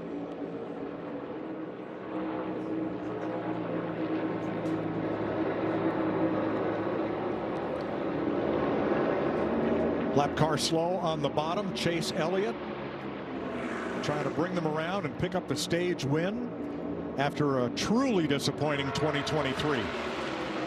Kyle Larson, teammate to Chase Elliott. Will he ride with him? Will he try to grab those 10 points and the stage ticket for himself? We see Ross Chastain coming to the back bumper of the 5 car. Gonna see a push, gonna see momentum. Watch his 5 going to the outside of Chase Elliott. That's what it took. Now Big push Chastain by Chase. I think the win goes to Chase Elliott. Fantastic. Chase Elliott gets his second stage win in the Daytona 500.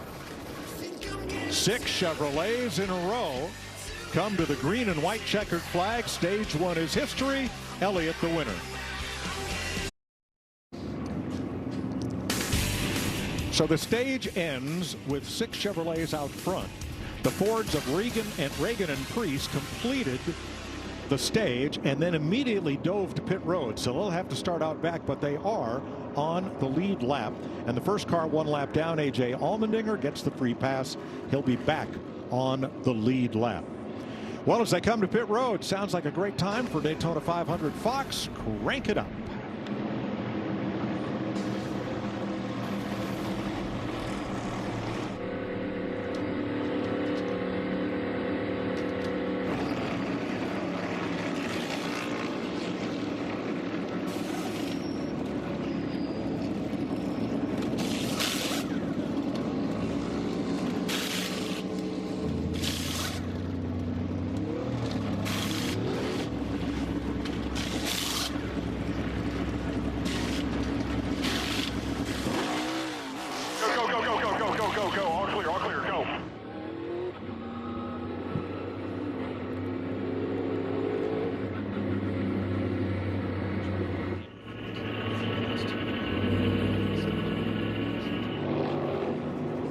Kyle Larson wins the race off pit road. John Hunter Nemechek's car has lost fire.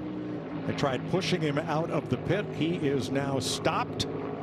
And Tyler Reddick had trouble getting going. Finally, Reddick, grabs a gear and gets gone while Nemechek's car is sitting motionless on pit road.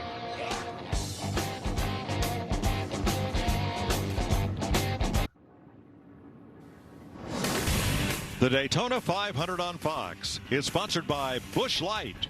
Race for the mountains. Enjoy responsibly.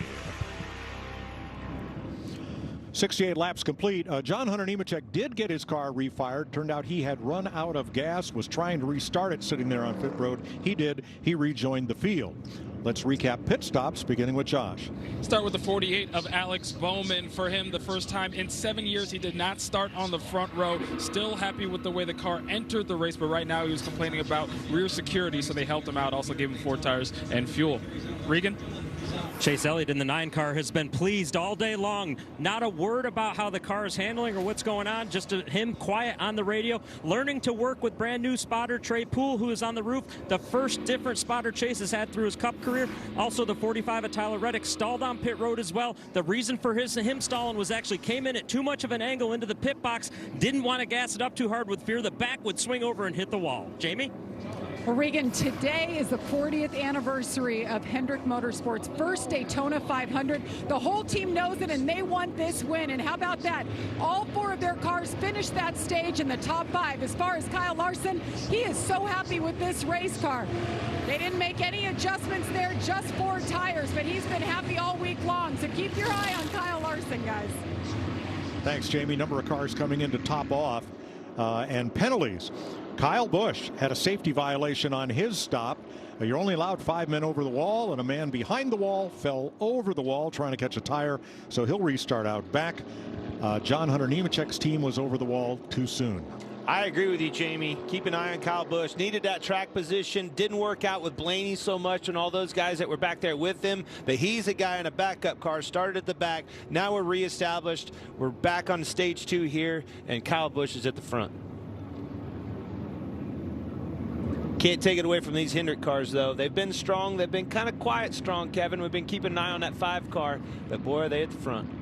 Well, we saw them work together there at the end of that stage, and we've said for a couple days that Kyle Larson's been a great pusher, so it's no surprise that he's up there.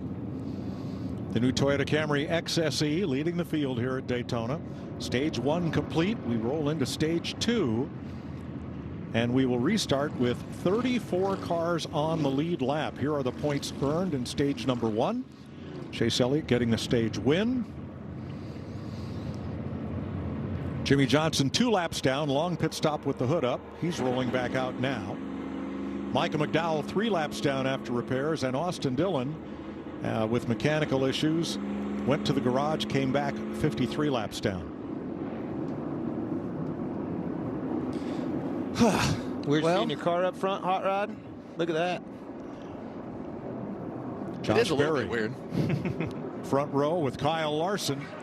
Big crowd on hand for the 500 and the 300-mile Xfinity race that will follow tonight. Back under green, stage 2.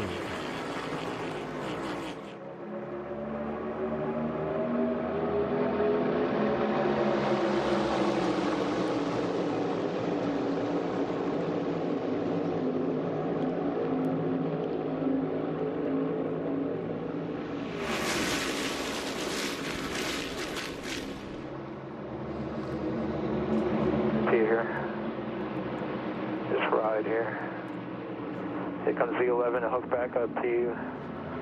Up a half behind you. That's Josh Berry's spotter, Eddie DeHaan. 16 spotter changes for 2024. A lot of movement there. Eddie DeHaan from Chase Elliott to Josh Berry. Yeah, Eddie DeHaan has a lot of experience with being on Chase Elliott's radio for a number of years and now on Josh Berry's radio. The reason Josh Berry is up in the front is because of that 4-tire pit stop that they made under green. They only had to do fuel under caution, and now they are up in the front of the pack. Same for Todd Gilliland in that red and black 38. Second car back on the outside. Same strategy as Berry. Yeah, I'm glad you touched on Todd Gilliland there. He is just, as we ride on board with Denny Hamlin, Todd Gilliland's on the outside in the 38 car right there. Always does a great job, I think, on these super speedways and finding something that makes it happen to get to the front. And here comes that third line, Clint. Huge run on the outside, 3 wide. I was trying to get it out of you. How about Joey Logano off the bumper of Chase Briscoe in that 14 car? We are going to the front and doing it in a hurry. And right with them is the 51 of Justin Haley, who finished 10th in the clash. That's the 51. Haley said, that gave us a lot of hope coming to Daytona. Hey, we beat teams that have more employees and more square footage in their gift shop than we have in our race shop. And he's another one that's done a great job on the super speedways. Has won here at Daytona in the Cup Series before, and always seems to find his way to the front, right behind Joey Logano right now. Like seeing that Joey Logano. We heard you talking about Eddie DeHaan and the chemistry between these drivers and their spotters. Listen to that guy telling you how far is he back, moving back, feeling the energy. All right, here comes Briscoe on the inside, staying in line with them. Nothing like that. Being that feeling of being up front and watching in the rearview mirror, those lines form behind you.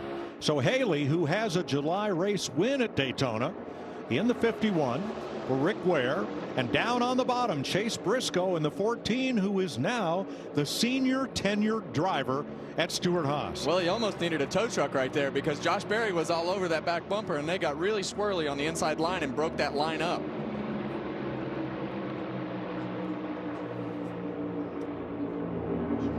A lot of energy in the outside 2 lanes here.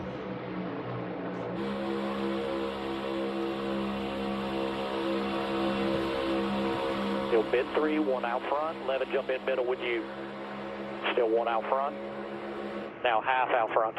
That's Drew Herring, Martin Truex's sponsor, the number 19. Yeah, and that mistake by Josh Berry and Chase Briscoe on the bottom has just completely demolished the bottom line. You see those guys slip all the way almost to the back of this whole pack here, and really taking 3 lines down to 2, and then 1 line up in the front. Yeah, all that energy moved to the outside, shuffled them to the back, and away they go.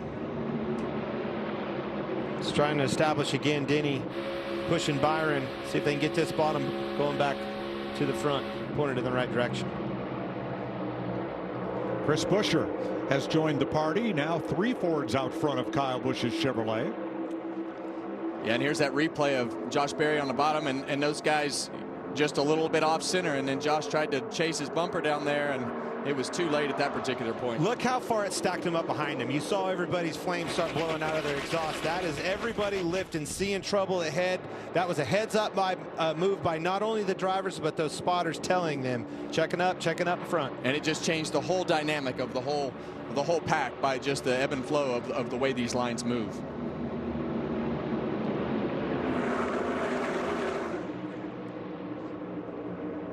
Late afternoon in Daytona. Today's just such a special day. The XFL and the USFL merged together to create one powerful spring football league called the UFL. These players are going to play hard-nosed, intense football, passionate football. Every play matters. They got one shot. They're going to ball out. Incredible. Spring football is here to stay. The UFL season kicks off March 30th on Fox and ABC. The Daytona 500 on Fox is sponsored by Credit One Bank. 79 laps complete. Logano, Haley, Buescher, the 3 Fords out front. Want a coolie made of Ross Chastain's Daytona 500 tires to keep your Busch Light cold and smooth? You could win one, or one of the other 500 prizes Busch Light is giving away. Enter every lap that ends in a 1 on X using hashtag BuschTona500, hashtag sweepstakes. There's Ross in 29th. One big pack, and way in the back of it, having dropped to the back, Denny Hamlin. You see him to the back, but let me tell you, who is the benefactor of that? Talked about Kyle Busch having that trouble on pit road penalty. He's back to the front. Logano took that thing up. Busch moved, and Priest, by the way, he had to pit at the end. 25 spots Kyle Busch gained, 23 on Priest. Huge gains by them, passing the whole field on the outside with Logano towing that line. Regan? Well, Mike, Clint just mentioned Ryan Priest and how good he's doing right now. Keep in mind, early in the race, they had to pit early for damage to repair that race car on the very first yellow of the race. They did a nice job of getting it repaired. And Ryan Priest, if you're looking for somebody to pull for, maybe one of the most blue-collar drivers in the field. If he's not in the race car, he is in a race shop working on a car. He loves to work on race cars. Jamie? See the 19 on the inside line, 3rd car back. Something to note is that the Toyota Camrys are brand new this year. They have a new body. Same for the Ford Dark Horse Mustang, and there were a lot of questions how they would run in the draft, how they would feel. Well, Truex very happy with it. More stability in his race car. He can push better. He can be pushed better. He's running in the top 10 right now. Martin Truex Jr., one of those guys that's never gotten the job done here at Daytona or any super speedway track, Mike. Thanks, Jamie. There he is behind Todd Gilliland in the 38 and Bubba Wallace in the 23 behind that Ford. 3 Toyotas in line. Well, you see Bubba Wallace down there on the bottom pushing the 38 of Todd Gilliland, and what they need is the 3rd place car, Martin Truex Jr., to stay as close as possible. Bubba gave Todd a huge push down the back straightaway, and you see the flames come out of Martin Truex's pipes, and that's what you don't want at the end of the straightaway. You want to do that as close as you can to the exit of the corner so you get the whole straightaway to push them down. So those guys on the bottom have to work on their gaps a little bit, but that becomes difficult because of the amount of cars that are on the inside line. There's just not that many. I'm glad you said that, Kevin, and I think that was a perfect example of how those lines work. I always try to explain this as a chain. When all the links are tight, the chain works. As soon as you get a slack in the chain, it's just like a slinky, and the overall performance of that line goes downhill. Yeah, and you see those guys as they go through the corners, they go up the racetrack to try to side draft and slow that outside line down. So you'll notice that going into 1 and 2 here, that inside lane will probably go up the racetrack well, they didn't get as good a push that time, but they've been going up the racetrack to try to slow that outside lane down. So you see them up there again, and that's why they're not on the yellow line. They want to stay up as far as possible to try to shove that air on the spoilers of the guys in the outside lane. Also creates that slack in the chain, if you will, that I'm talking about, and it accordions that line. When they go up and pull that side drop off, they get slowed down, and then they get a push. It pushes them back up. You can't get any continuity with your line.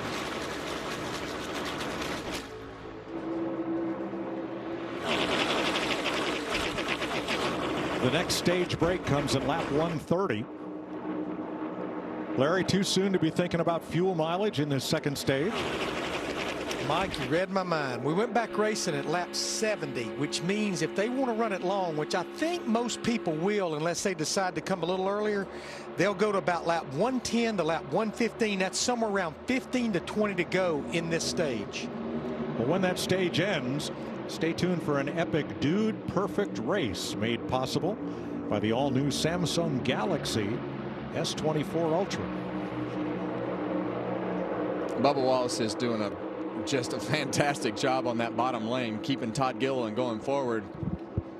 This is that strength that we saw in the duels with the Toyotas and in practice afterwards, Kevin. We saw them being able to push harder than most other brands, and that's exactly what you see with Bubba Wallace being able to do that. See those hood flaps pushing. When those things fly up, just like Larry told us at the top of the show, that means that baby's pushing hard.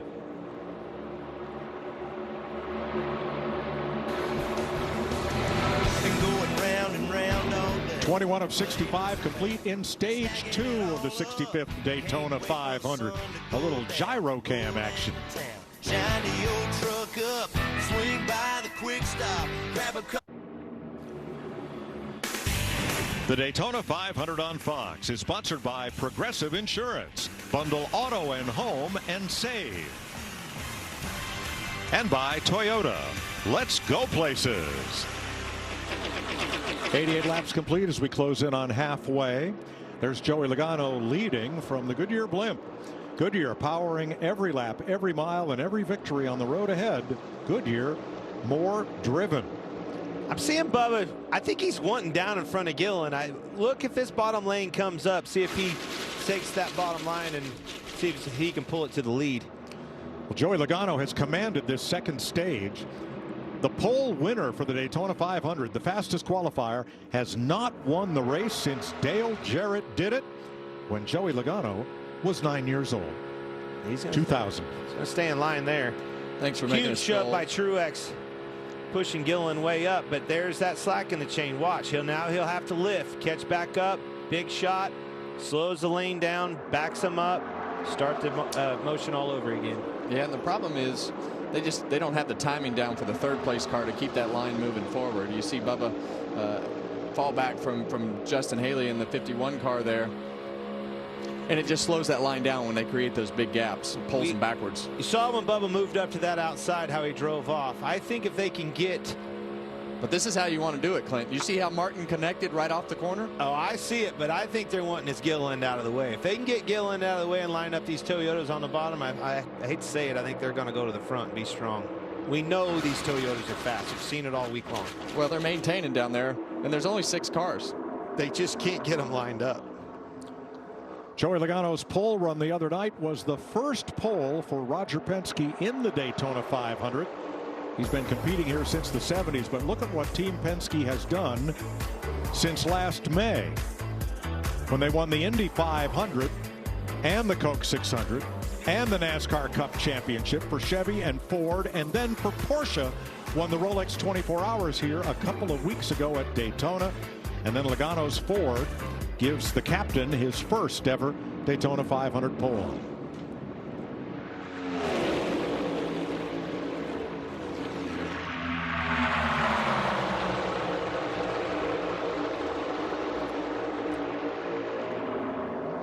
Michael McDowell with electrical troubles has now gone 4 and about to be 5 laps down. The outside pole sitter.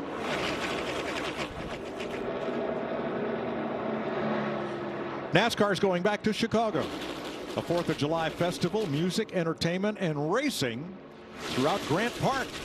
Headlined by Keith Urban, Chainsmokers, the Black Keys, and Lauren Elena, July 6 and 7. For tickets and experiences, visit NASCARchicago.com.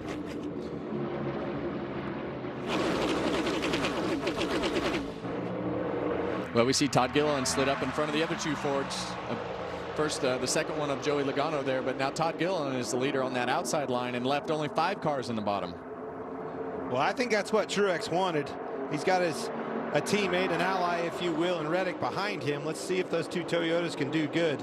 But Logano pushing on that Gilliland on the outside is going to help that line big time.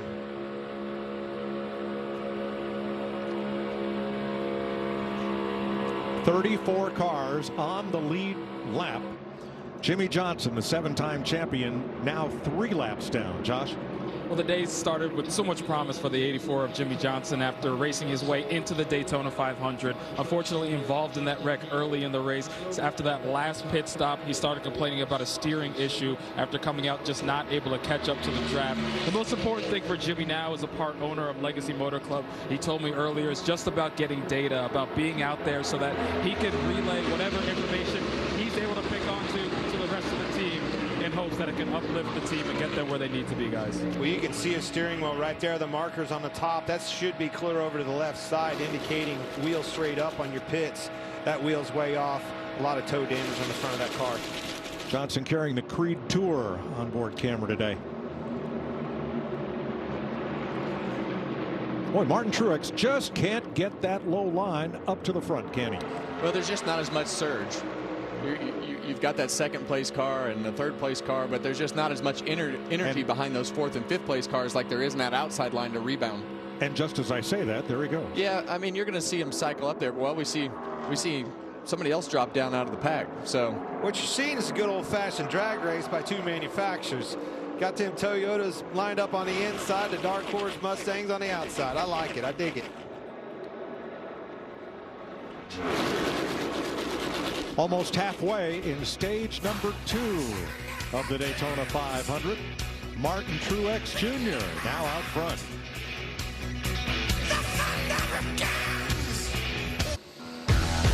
98 laps complete in Daytona. Join Kevin Harvick every Tuesday and Thursday as he gives his opinion on top NASCAR storylines and brings big names in sports and entertainment to the racing world on Kevin Harvick's Happy Hour podcast, presented by NASCAR on Fox. And Mike, I've got more to announce on it. We have a sponsor for our show with Samsung Galaxy joining us as our presenting sponsor. So that's going to be a lot of fun to talk about everything that we've had happen on the weekend, everything leading into the next week, and maybe do some cool interviews. So I'm looking forward to that with Caitlin Vincey and Mama Smith. Try your hat on for size, boys. We got our first sponsor. That's right. Before we ever even have a show, that's not bad, Kevin. Not bad at all. Joey Logano's 22 has been the strongest Ford all day, but the dynamic has changed once Todd Gilliland pulled up to the outside lane in front of Logano. Best movements to be next to each other. Time to go back to the bottom. What's he doing? We had control. I don't know if you have a chat down there, but all I got is I'm not driving. On it. Yeah, and the chat that he's talking about is how the manufacturers and all the crew chiefs communicate with each other on the pit box and everywhere else that they're sitting. So Joey's talking about Todd Gilliland. He was in the bottom lane, and he felt like they could control how much fuel they were saving at a particular time by controlling the speed of the 2 lanes. And now Martin Truex Jr. is the leader of the bottom lane. But, you know, I think in Joey's case, it should be easier for him to save fuel where he's at, but he's just under the control of Todd Gilliland. So he just likes control of the race, and he likes the view at the front of the line. And Todd Gilliland's been around racing his entire life. His grandfather, Butch, was a West Coast champ, and his dad, David, led 18 laps in the 2007 Daytona 500 that Kevin Harvick won. Regan. Well, Mike, just to add to what Kevin was saying about Todd Gilliland moving up to the top, part of the problem for Todd Gilliland was they were worried they were going to get shucked out by the Toyotas and put 3 wide. They didn't want that to happen, to lose the track position, so they wanted to get up thinking that that would be the better place for them to be on the racetrack. And what a job he is doing right now leading the Daytona 500. The team told me earlier they expect him to be a difference maker this year. I'd say that's a good way to start. And he has to protect himself, and that's what they thought they needed to do to not wind up at the back of the pack. So they did what they thought was right for them as a team to put themselves in a position. And one thing about Todd Gilliland is every time I'm around him and we talk about stuff like that, I feel old because I raced against Todd, his dad, and his grandpa. All right. 3 generations. 3 generations. Well, that does make you old. Thanks, Clint. Jamie? Well, talking about Martin Truex Jr. coming up on the inside there, I talked to his spotter this morning, Drew Herring, and he said this is a very unique place. Usually spotters will stand wherever they want right up there on top of these racetracks on the roof. He said here, because we have to communicate so quickly, we need to stand next to our teammates. So they're organized by team and by organization. So quicker communication is what it's all about. 20 years of trying for Martin Truex to win the Daytona 500. In 2016, he finished second by inches in the closest ever finish here. That's the thing, you know, I hear you 20 years of trying, but you got to listen to the second part of that equation. He lost this race by mere inches. I mean, heartbreaker close. He can get the job done, and I think he's got the hot rod to get the job done this time. There's the view from his Bass Pro Shops camera today. He is one of 6 active NASCAR Cup championships, still trying to win their first Daytona 500. That's a pretty stout list of Cup champs there that haven't won this race. We don't know what's going to happen as we cycle through this race, but it wouldn't surprise me if one of them won. I'm ready. Surprise me if they didn't. Well, I'm ready. We've had 3 straight years of outlier winners. Drivers who had never won before, haven't won since, and have trouble finishing in the top 30 in points. I think I'm ready for a driver with a championship in his pocket to go to victory lane today. You can be ready all you want. This old racetrack at Daytona ain't ready. There ain't nobody getting it. I think this place decides who wins. It's a hard one to get done. 20 years we watched Earnhardt drive, finally getting it done. It's such a special race, and when you talk about how hard that it is to win here because of the fact that everybody knows that they have an opportunity to have 3 months to work on their car and do everything that they need to do. They bring their best prepared car all year. And for a lot of the smaller teams that have those upset wins, they are able to put a car on a racetrack that can compete, and they know it. Still 2 by 2. Truex's Toyota, Gilliland's Ford. Just past halfway in the Daytona 500 on Fox.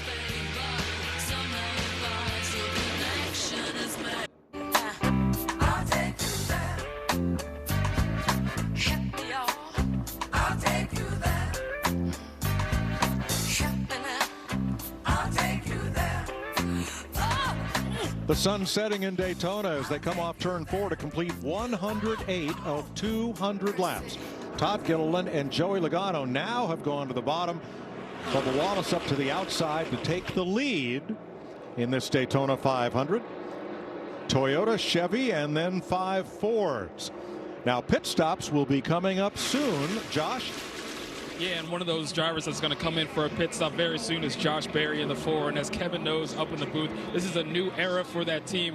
And then crew chief Rodney Childers told me that they worked in the offseason doing some late model races together just to establish a relationship so they weren't starting at ground zero when the season started. He said that was super important for them so they felt comfortable heading into the season and had better communication streamlined. Regan?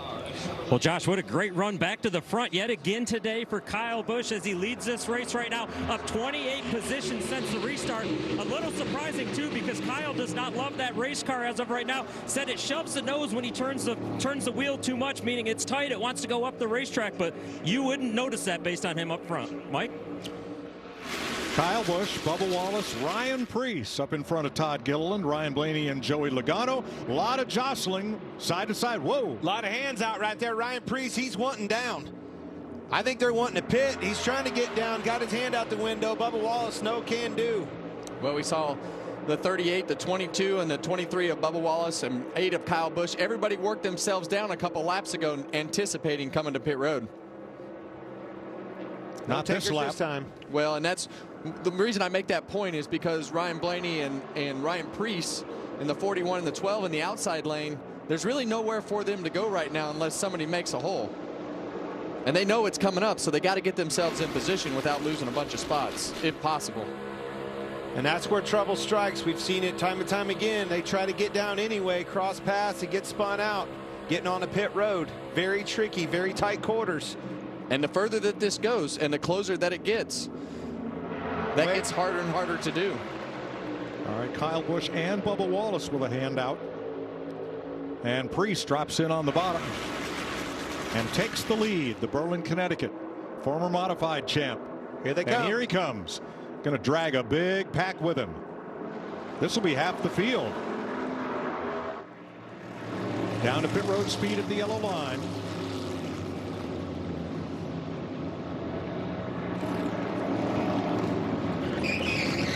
Cars come in, and around goes one of them as John Hunter Nemechek tried to force the issue on Josh Berry. Josh Berry needed to get down.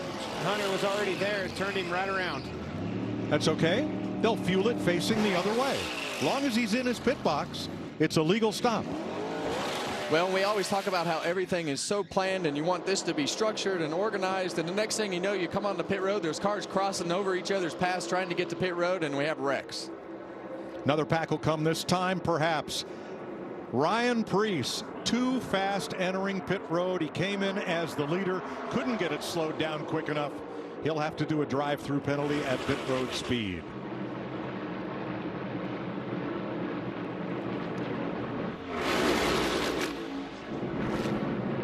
We listened in on Ryan Blaney.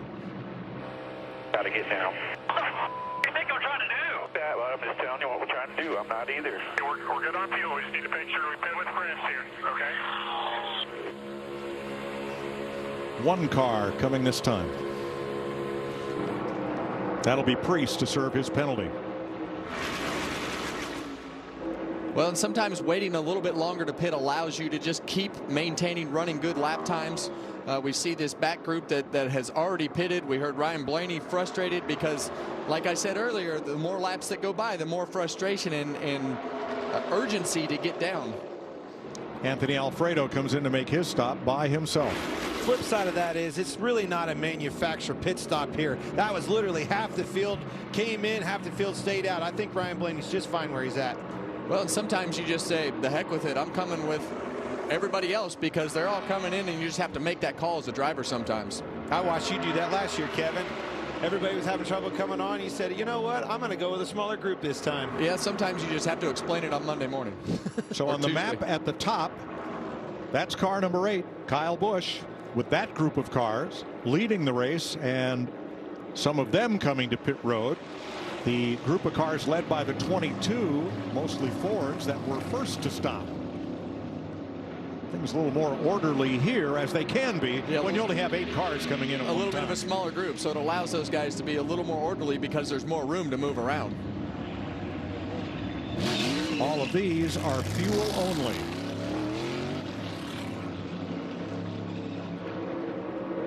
And that pack will pretty much leave as a group, with the exception of Zane Smith's car.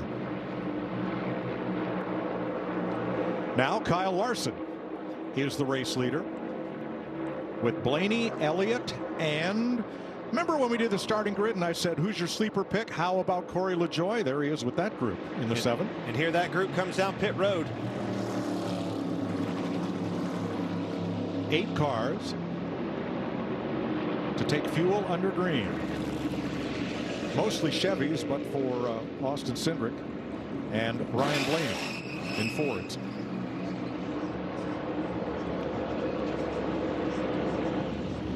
Kevin, these green flag pit stops are all about efficiencies. Coming on pit road, coming off the pit road together. Who can do it best?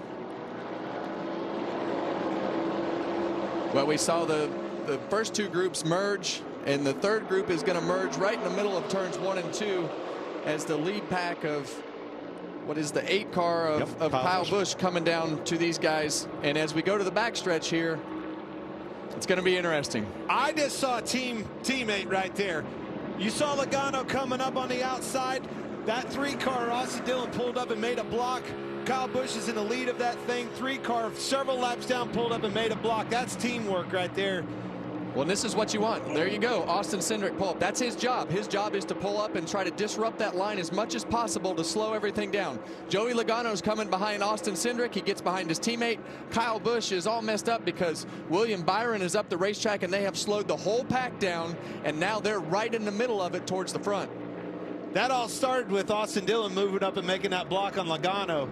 Collected all of those. They were going to blow by all of them on the outside. So now the 8, Kyle Busch, looks to the high side, trying to catch the race leader, who is Kyle Larson, with his Hendrick teammate Chase Elliott in tow. That's like saying, hey, we're going to go down the highway, and it's that guy that's sitting in the slow lane like Boyer. He's just sitting there.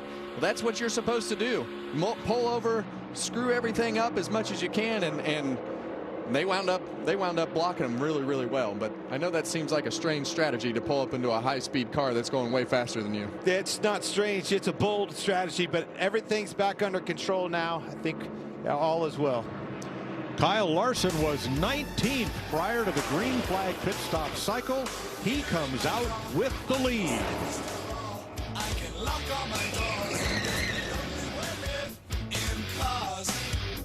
Is this the start of a dynasty? Ryan Blaney is a NASCAR Cup Series champion. A redemption tour? Ready to go to work. Is this the face of a ruthless competitor or a villain? I beat your favorite driver. Is it time for a breakthrough? Let's go! To get back to breaking stuff? Or is this the makings of the wildest ride you'll ever witness? It's all of the above, and it's about to go down. Any questions? 80 laps to go in Daytona.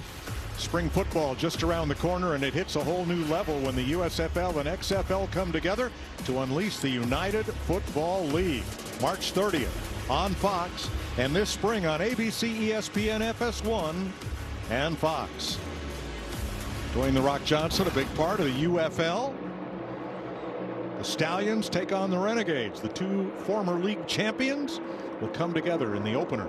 Well, no matter who blocked who or what the time was getting on or off pit road, we got a pack. And these guys are pushing and shoving and doing, they're way more aggressive than they have been earlier in the race.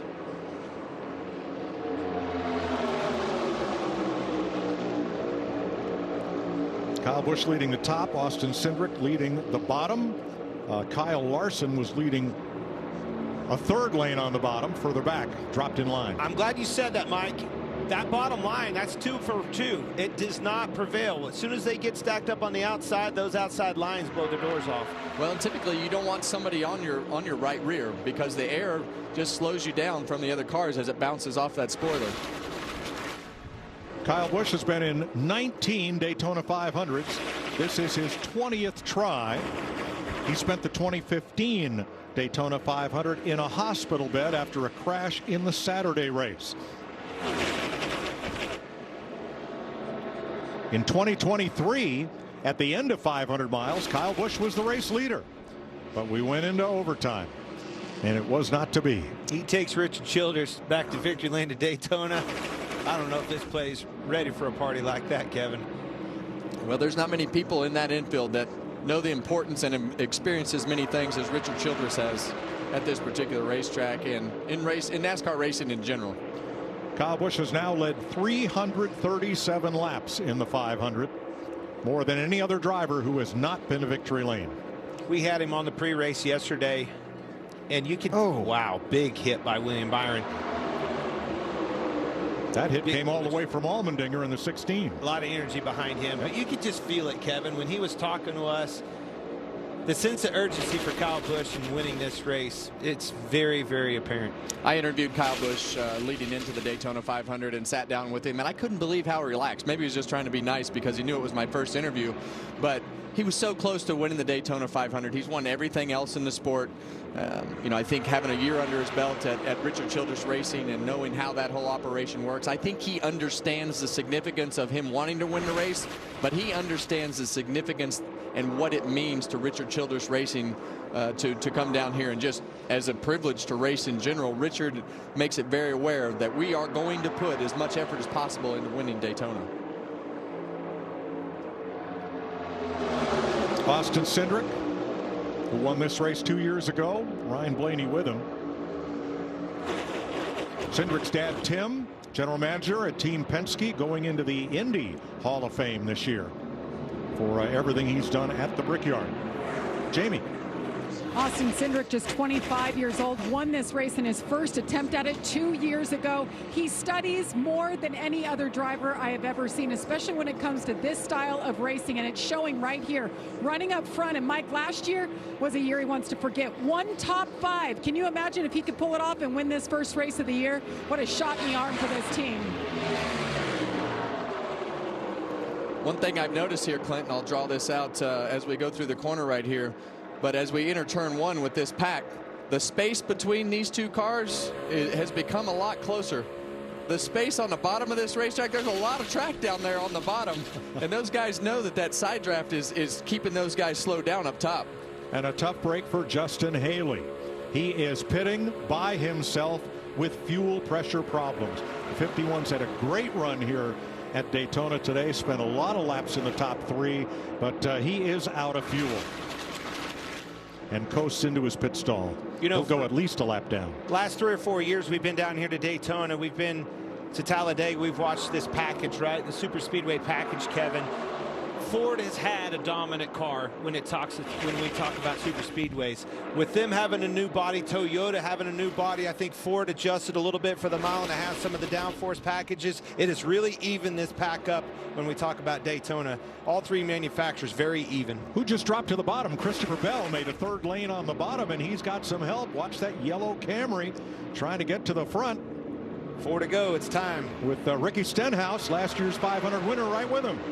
Well, they're going to need more cars down there, and the problem is they're going to catch these cars that are a little bit slower coming up to them, and that's usually when it creates problems, especially if they're 3 wide. But those 3 cars in a line, they've got a lot of energy already built up, momentum. I think that's a decent move by Bell. He saw that coming. Here comes an opportunity. Let's use that air off those cars, see if we can get to the front, maybe move up before we catch them. They're going to catch Ty Gibbs, Josh Berry, and Ryan Preece here. Yeah, the problem is if they do catch them, though, I don't know that they're going to go anywhere. And now you see the cars behind Ricky Stenhouse get up into that 2nd lane because they're anticipating those guys being in the way and not being able to go 4 wide. And that's going to take Christopher Bell and Ricky Stenhouse Jr. back. There's just nowhere to go. Went for it. He didn't have the track position at the end of the stage. I like it. Got to try. You see, I think you saw Larson right there dip down. He's going. He is. Kyle Larson on the bottom by himself. Coming to 2 to go in stage 2. Lapped cars well to the inside, or about to be lapped cars. Those teammates are holding strong in that middle. Big shot by Blaney. Giving Cindric a shove. Byron on that outside, pushing Busch. Those 3 cars just getting lapped all had some pit road issues, but Berry getting turned around, and that's why they're now going a lap down. Gosh, this side by side with that second, the bottom lane moving so close to the outside lane, they're obviously in a position where they feel like it's helping them keep up and keep the momentum, but it keeps getting tighter and tighter and tighter, and it's going to cause a problem at some point. And that point is off the corner. When you get tight, you lose the nose off that car in front of you. There's no room for error. You're going to be up in the side of that car. Seen it time and time again here on the exit of the corners. Daniel Suarez, the Freeway Insurance Cam, coming up into play here. He is 5th as they have half a lap to go to complete stage 2. Well, you see Daniel Suarez right here with this throttle percentage. What he's doing right there is checking up so he doesn't run into the back of the car in front of him, and that's the kind of momentum that they have right now, able to just run up there and ram that car if he didn't let off the throttle. Battle for the stage win, battle to be the first car 1 lap down and get the free pass. That's Preece versus Gibbs as Cindric takes him into turn 3. Blaney to the bottom. He said he wasn't going to help his teammates. He didn't. He dropped to the bottom to try to win stage 2. Great move by Cindric to move up before Busch got to his outside and get caught in the middle. That was a heads-up move by Cindric. Champion Ryan Blaney wins stage 2 from Austin Cindric, Daniel Suarez, Kyle Busch, and Tyler Reddick. It is Blaney's 3rd stage win in the Daytona 500. So buckle up and stay right here as it's time for a one-of-a-kind dude-perfect battle on the racetrack, featuring epic footage captured on the all-new Samsung Galaxy S24 Ultra. I'm I'm TT. I'm Sparky. And it is a foggy day here at Texas Motor Speedway, which is a great day for racing. Today's battle is made possible by the all-new Samsung Galaxy S24 Ultra featuring Galaxy AI. Each competitor has the new device mounted to the front of their cart so we can capture their point of view and their facial reactions. Kind of a nifty little feature. Dual recording, some would say. That's what it's called. Let's get to racing. Good luck, boys. 3, 2, 1, race! Jones immediately bottle rockets. He bottle rockets and it helps him out and he gets the lead early on headed into the first turn. Headed into the slippery corner. Will he prevail? Oh, Cody spins out. Now that was a nasty wipeout, Ty. Let's take a look at that replay in slow motion from the Samsung Galaxy S24 Ultra. And it looks like Gare makes a move. Will he use turbo boosters on this straightaway? Oh, he does! Whoa! Wow!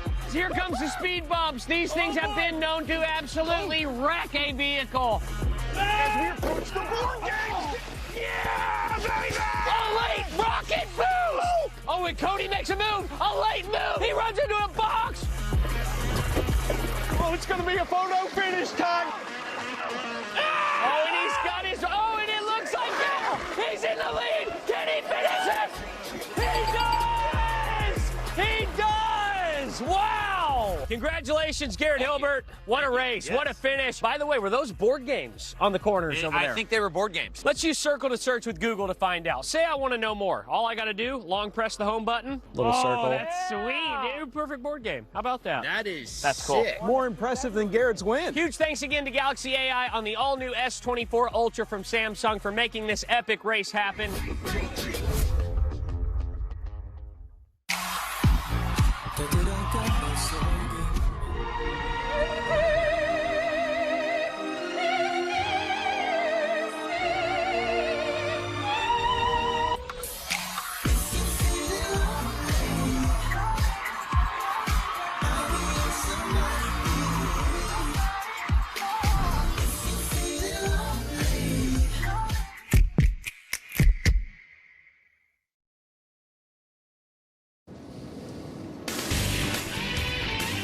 Nightfall in Daytona at the end of stage 2.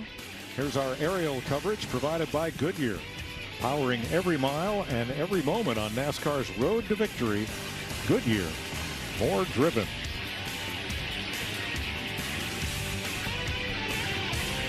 We're at the end of stage 2 and Busch Light is still giving away prizes.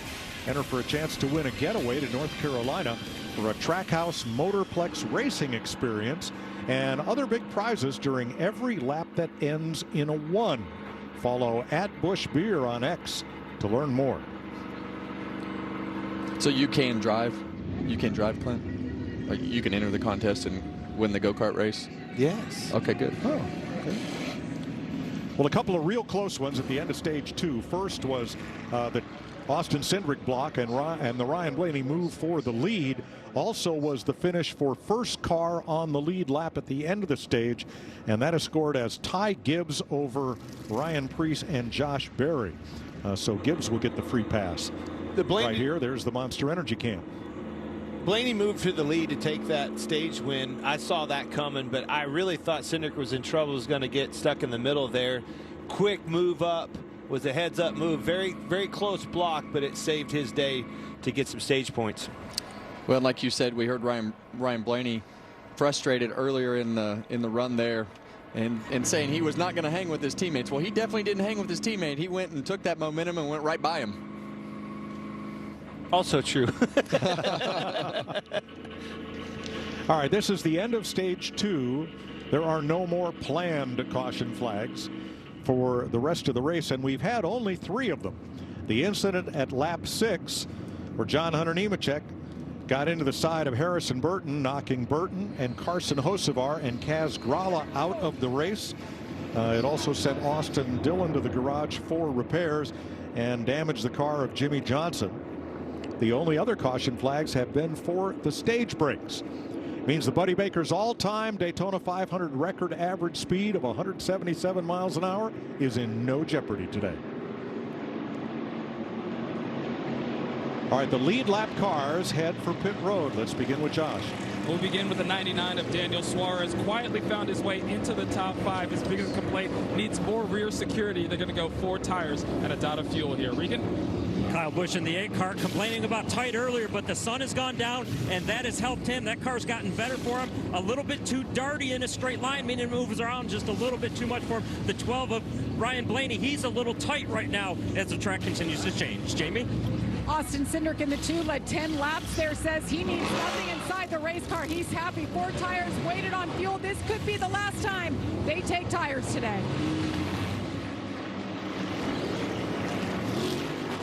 Cindric, Blaney, Suarez coming off pit road.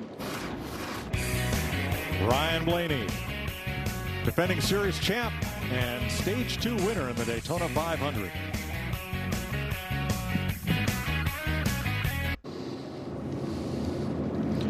You're looking at Kyle Busch trying to limp onto pit road without losing his left front wheel, which has no retaining nut attached. Let's show you the pit stop and what led to this.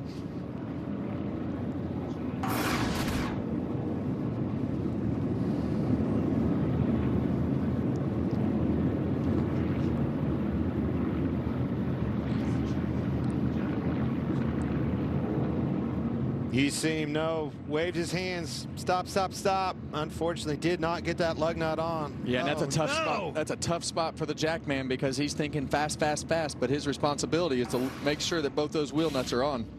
But damage control, they got right on the radio to Kyle, told him, watch your speed, stay down, stay on the apron, keep that left front on at all cost to get back around here to pit road and get it replaced. Which is a great job by Kyle Busch to drive that thing around 2.5 miles and keep that left front tire somehow, some way back on that vehicle.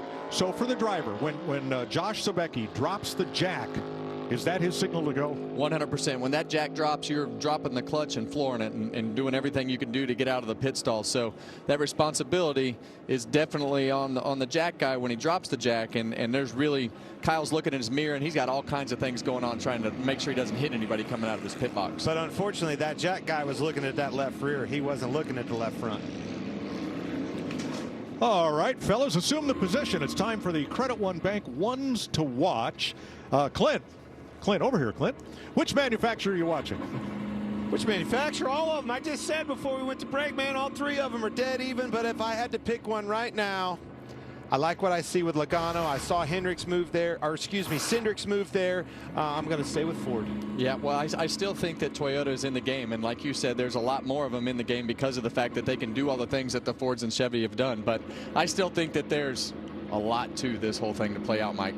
Well, in terms of Chevrolet, Kyle Busch and Kyle Larson, the Kyle and Kyle show, they have been the class of the field for Chevrolet, though Chase Elliott was also able to run up front. But rule 1 of the Daytona 500 is don't beat yourself. And one of that trio is going to be starting in the back. So you're saying it's anybody's game. They're not out of it yet. I think all 3 of these manufacturers are equally matched. I love what I'm seeing out of this Daytona 500 so far. And this is going to come down to exactly what we've seen. Who makes the least amount of mistakes and can position themselves in the front of the pack with the track position after they make their pit stop. And then at the end, really everything just goes crazy. The other thing that we've seen so far is this bottom line.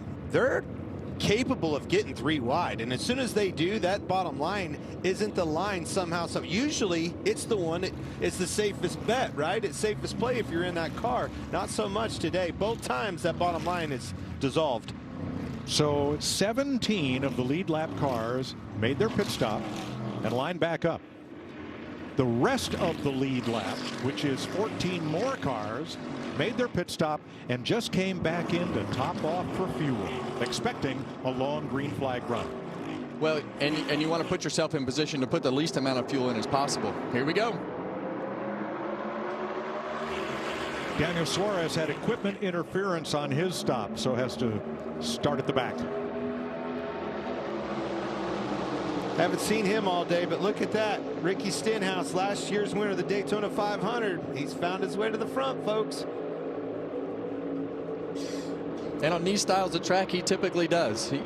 He's won several races on super speedways, obviously winning the Daytona 500 last year. And here we go with the pushing and shoving at the front. Teammates working together for a while, at least here. Cindric and Blaney outside. The trust factor of that relationship's a little bit rocky, Kevin.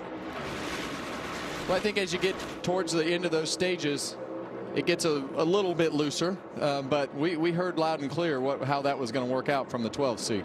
3 wide, 1 car up, almost brushed the wall in the back. That was David Reagan with the 11.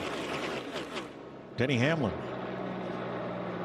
Yeah, you see Logano, just like he did at the start of that last stage, already marching to that outside line. Here he comes. Blocked by Chastain this time. Up the middle, the 7, Corey LaJoie. He's got help from Christopher Bell and more. And up comes Bubba Wallace and Tyler Reddick to hold back that middle line. And look at the bottom line going away again, just like we saw last time. Well, when that 23 car pulled up, when the front car pulls up like that, it immediately just pulls the momentum back in that bottom lane. And as we've seen, that middle and top lane seems to be where you want to be as the race kind of gets through these first few laps of the restart. You can see him right there in the middle of that middle lane. Kyle Busch right back to the front, marching forward. Pretty amazing. Got a fast hot rod. Kyle Larson right in the middle of all that. Right behind Kyle Busch. And behind them, Denny Hamlin. Denny Hamlin coasting around in 19th. I say coasting because we've not seen Hamlin make a charge to the front all day, all evening. He's been content to ride out back. Well, he told us that yesterday, Clint. He said, "I'm not worried about points. I want to win the Daytona 500." He's very determined in doing what he needs to do to put himself in position to win the race at the end, and he told us that he wasn't going to worry about it in the beginning. Absolutely, according to plan so far, Denny Hamlin.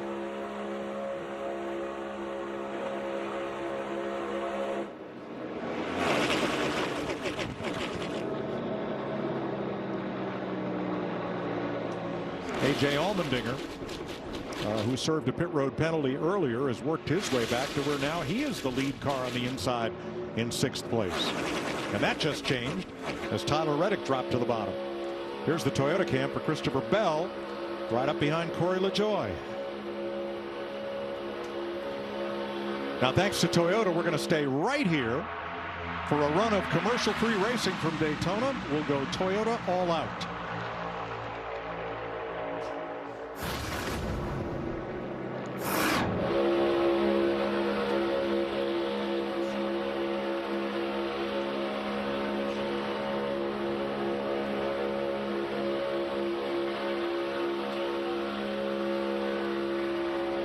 On board with Christopher Bell here in the middle, doing everything he can do to make sure he can hold his car straight. And Tyler Reddick leading the middle line in that nasty beast Toyota Camry up in the front, middle lane.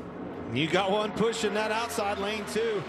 See Bubba Wallace pushing the outside, all 3 lanes full of Toyotas. Yep, Truex on the bottom, 2nd car back. So all those Toyotas positioned from 14th forward, 5 of them not lined up together, but it seems like kind of managing things mid-pack. Kevin, you've told me moving into Daytona you like the shape of the Toyota nose that they've done a good job of being able to enable these drivers to push the way they are today. Well, I don't know the specifics of exactly what they want to design on the car, and as we see Martin Truex pull up to go around for the lead there, all the way to the top lane in front of the 45 car of Tyler Reddick. So that allowed a lot of things to change in the pack, but he lined him up with 2 Toyotas in the top lane. A little bit slow moving up in front of Reddick, kind of slowed that bottled the middle lane up. About got themselves in trouble. There are Reddick and Bell, who both won their dual races Thursday night by leading only the last lap. Now, with 8 full-time Cup Series teams, Toyota and TRD have had an unprecedented offseason. Here's more.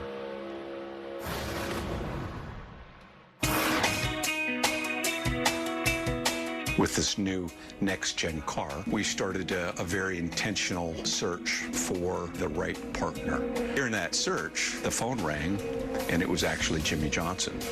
I have watched Toyota work for many years as a competitor, and have had a great deal of respect for them. And now to be in the family, we can really operate at a Tier 1 level. It's a big step going from 6 to 8, and that gives us more tools to work with. That gives Toyota 9 cars in the Daytona 500, including Jimmy Johnson. 8 full-time cars in the series, the most they've ever had. Well, I tell you what, during that segment, we saw Martin Truex pull up to the outside lane and kind of go slow across the middle lane and up to the top lane, and it just allowed the bottom lane to just pull right back in front of the race, in front of the pack, and slow that middle and top lane down. Sure did. And how about Corey LaJoie holding tight on that outside line? The Chili's car, man, he's had a great spot this week. Saw him and his new opportunity at Spire Motorsports moving outside, inside. Can he keep him behind him? Now look at that bottom lane up front.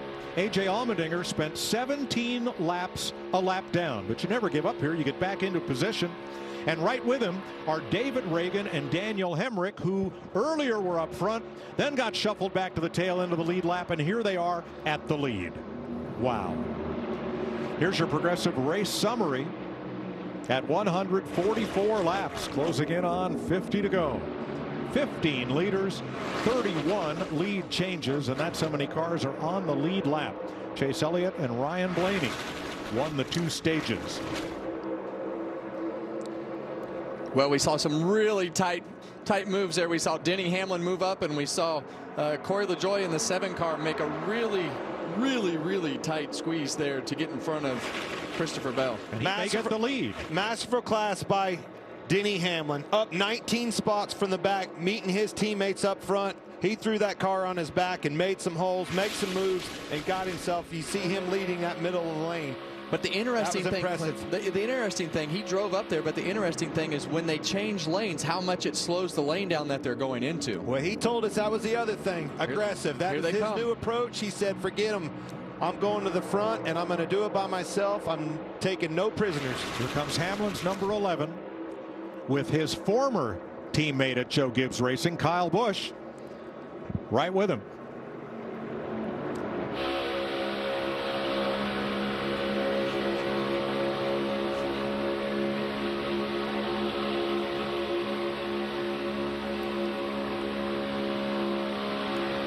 It'll be 53 to go when they come back to the start-finish line in what has already been a calamitous Daytona 500. What will happen over the final 50 laps here today?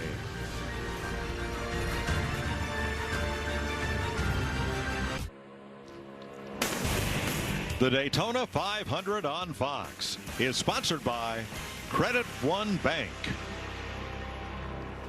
50 laps to go next time by. And in 6 of the last 7 Daytona 500s, the eventual winner had not yet led the race by this point. Tonight, that includes Denny Hamlin, Martin Truex, among others. Kevin, when I first came into this sport, I vividly remember you telling me when we were talking about Daytona, when is it time to go? 50 was the number you told me. Yeah, and we're seeing 50 as the time to go for a lot of these guys because the intensity level has picked up as we've gotten towards the end. That looked like Denny Hamlin almost brushed the wall right there off of turn 2. Almost. Corey LaJoie, the leader. 3rd generation racer. His granddad, a modified champ. His dad, 2-time Busch Series champ, and now racing safety advocate and seat builder Randy LaJoie. And here's Corey. Half of his 8 top 10 finishes in the Cup Series have come here at Daytona. Regan. Well, Mike, Corey LaJoie having a great night up front right now. Something he told me earlier today, though, that this team would have to focus on as they continue to grow this year is being able to handle the pressure of being up front. Not only him as a driver, but the pit crew when it comes down to big moment situations. Well, if he can come in the lead of the Daytona 500 for his last stop, that is going to be a great lesson for handling that pressure. Absolutely. Well, that's a great point. And as we're on the Toyota onboard here with Denny Hamlin, we get a great view of the back of Corey LaJoie's car. But racing in the front and dealing with the things in the front is not how you deal with things in the middle or the back of the pack. Otherwise, those guys, here we go. Denny's tired of following him. Yep. Denny Hamlin trying to lead for the first time tonight. Going to be right back up in front of him. The block start. Question is, will he stay in front of him on that outside or try to weave back and forth and slow both lanes down? Well, I think we know what Denny Hamlin wants to do. He wants to be in control. And being at the front is being in control. He can block and do all the things that he wants to do and be in the lane that he's the most comfortable with. Let's ride along with driver 11. Well, watch his eyes, because that's really the most important thing that happens here at Daytona. You watch the eyes, you try to gauge the run of the lanes behind you, know when you need to keep your car square. When you see the bottom coming, you'll see him come down, not come down, because that's a choice that you got to make, because you as the driver are the one steering the ship. And if you like the guy pushing behind you, sometimes you just won't even make that move like Denny just did right there. He thinks that inside lane is not going to be the lane to be in. Let's listen to Denny's spotter. One off of you, bottom tighter. That's Chris Lambert. Still half off, 3/4 off, 3/4 off. That's all that help. Talking about the help behind him. Off. Both lanes are equal here as far as gap. As we listen to the spotter riding on board with the Ally on-car cam of Alex Bowman there, you can hear the not the intensity, but the importance of the spotter and the communications to the driver. You want that spotter to be as calm as possible and do everything that he can to relay all the information about the energy and the lines and everything that's happening. Toyota out front. Chevys fill the rest of the front four. The highest Ford in the race is now Chris Buescher, back in 8th with Joey Logano. A lot can happen, though, in 46 laps. Want a chance to get in a stock car and drive around Daytona with Ross Chastain? I mean around the Speedway. Busch Light's offering that once-in-a-lifetime opportunity and more. Follow @BuschBeer on X to learn more and enter before the end of the race. There's the Busch Light cam.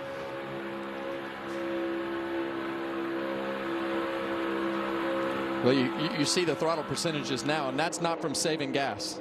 That's just for where you are in the pack and having to check up from hitting the guy in front of you. You see that bottom lane kind of accordion. Kyle Busch get way out there.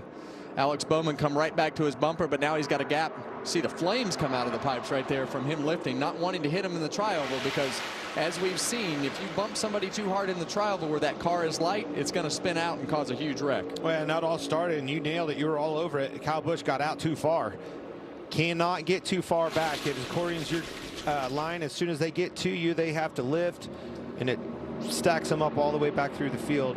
The efficiency of that line goes downhill.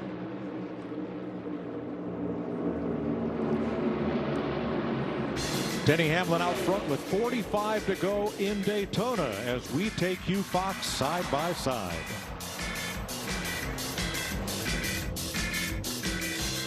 The Busch Guide, cold and smooth survival skills. Hello? Should you become stranded, be ready to signal rescuers. Busch.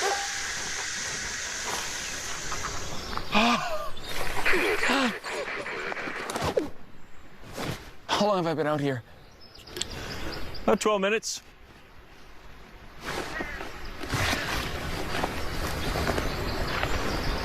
Head for the mountains. The Valley of the Sun will roar to life this spring. This ought to get pretty wild here. Why is that, you may ask? Because NASCAR is coming to Phoenix, and it's going to be a weekend of good vibes the whole family won't forget. The best-in-class fan experience meets racing's toughest drivers for 3 days of action on and off the track, all surrounded by the beautiful Estrella Mountains. Oh yeah, baby! Let's go! Get your tickets now at PhoenixRaceway.com. Little Caesar slices and sticks is the world's greatest combination. Carl? Sorry, PB&J. How dare you? Half Italian cheese sticks, half pepperoni pizza. Get hot and ready slices and sticks for $6.99. Walk in and walk out between 4 and 8 p.m. Pizza. All the parts you need at the prices you want. Guaranteed to fit every time. So you can keep your ride or die alive. This is the make or break moment. The chance to carve your name into the history books. This is the NASCAR Xfinity Series. Hungry goats, drunken raccoons, driving dogs. And a partridge in a pear tree? No. Animal Control returns Wednesday, March 6th on Fox. I love your dress. Oh, thanks. I splurged a little because Liberty Mutual customized my car insurance and I saved hundreds. That's great. I know, right? I've been telling everyone. Liberty. Did you hear that? I just said her first word. Can you say mama? Liberty. Can you say auntie? Liberty. How many people did you tell? Only pay for what you need. Liberty, liberty, liberty. Liberty. Welcome back to the Daytona 500 as they round off turn 4, coming to 41 laps to go. One more pit stop in the offing, and Denny Hamlin, who has 3 500 wins but never a Cup championship, out in front of Kyle Busch, who leads the inside lane. Busch has 2 Cup championships, no 500 wins, 114 Cup victories between the 2 drivers out front here. Cream's rising to the top. You see Logano pushing Busch down there. You're talking about a 3-time Daytona champion, Hamlin. Bell, he has been so good on these racetracks, won his duel. Love what I see out. LaJoie hanging tough for those guys. And Logano's fought his way back up into the front 4 in his Ford. Denny Hamlin has had such success here, but by razor thin margins. He's won 3 of the last 8. 6 drivers have 3 or more Daytona 500 wins, and he won the Clash this year, so he could repeat what happened in 2016. Most among active drivers in those categories. This Kyle Busch and his 8 car means business. If anybody can give him a fit, it's going to be him. He needs some help to get the job done, but I'm impressed why he's doing this by himself. You see other teammates manufacture help. Kyle Busch has been the only one all day long that can, no matter what kind of adversity you throw at him, he can drive it right back to the front and put it in position, Kevin. Well, we saw that after his tire didn't come off but wasn't tight. He drove right back to the front and now is right back where he was before that. Penalty before that. Yep. Same scenario. The other one, Logano, he's been back to the front several times.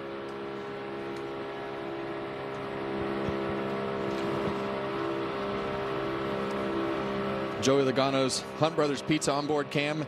Now we see Kyle Busch go. Oh, hit the wall. Yes, he did. Yes, he did. He tried to fill that hole. It was really tight. Lost the nose as he crossed the wake of Corey LaJoie there in front. He hit it pretty hard too, guys. No bad spot as you're crossing that off of 2. Let's see Track what happened. flattens out. Well, for some reason, the 8. Yep, the 8 car of Kyle Busch there on the bottom. For some reason, he wanted to get up into that outside line, and that's a pretty tight hole. And it looks like he just bad angle, bad spot to do it. The hole tightened up. I would bet he. Let's see if there's any flames that come out of the pipe.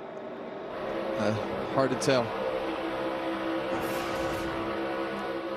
All right, what do they try to get in line here, Randall, or are we good where we're at? Like, what do I need to know? I mean, we're burning a ton of fuel. We're going to have to stop before everybody else. So, but just let them be.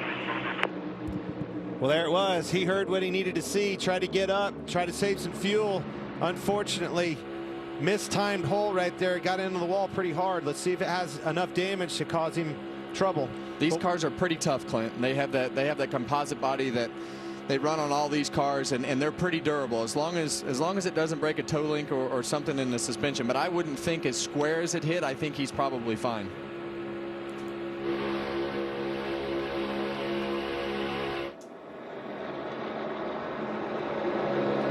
Now, Brad Keselowski had been hanging out at the tail end of the lead lap, and unnoticed by us, he has climbed to 6th place.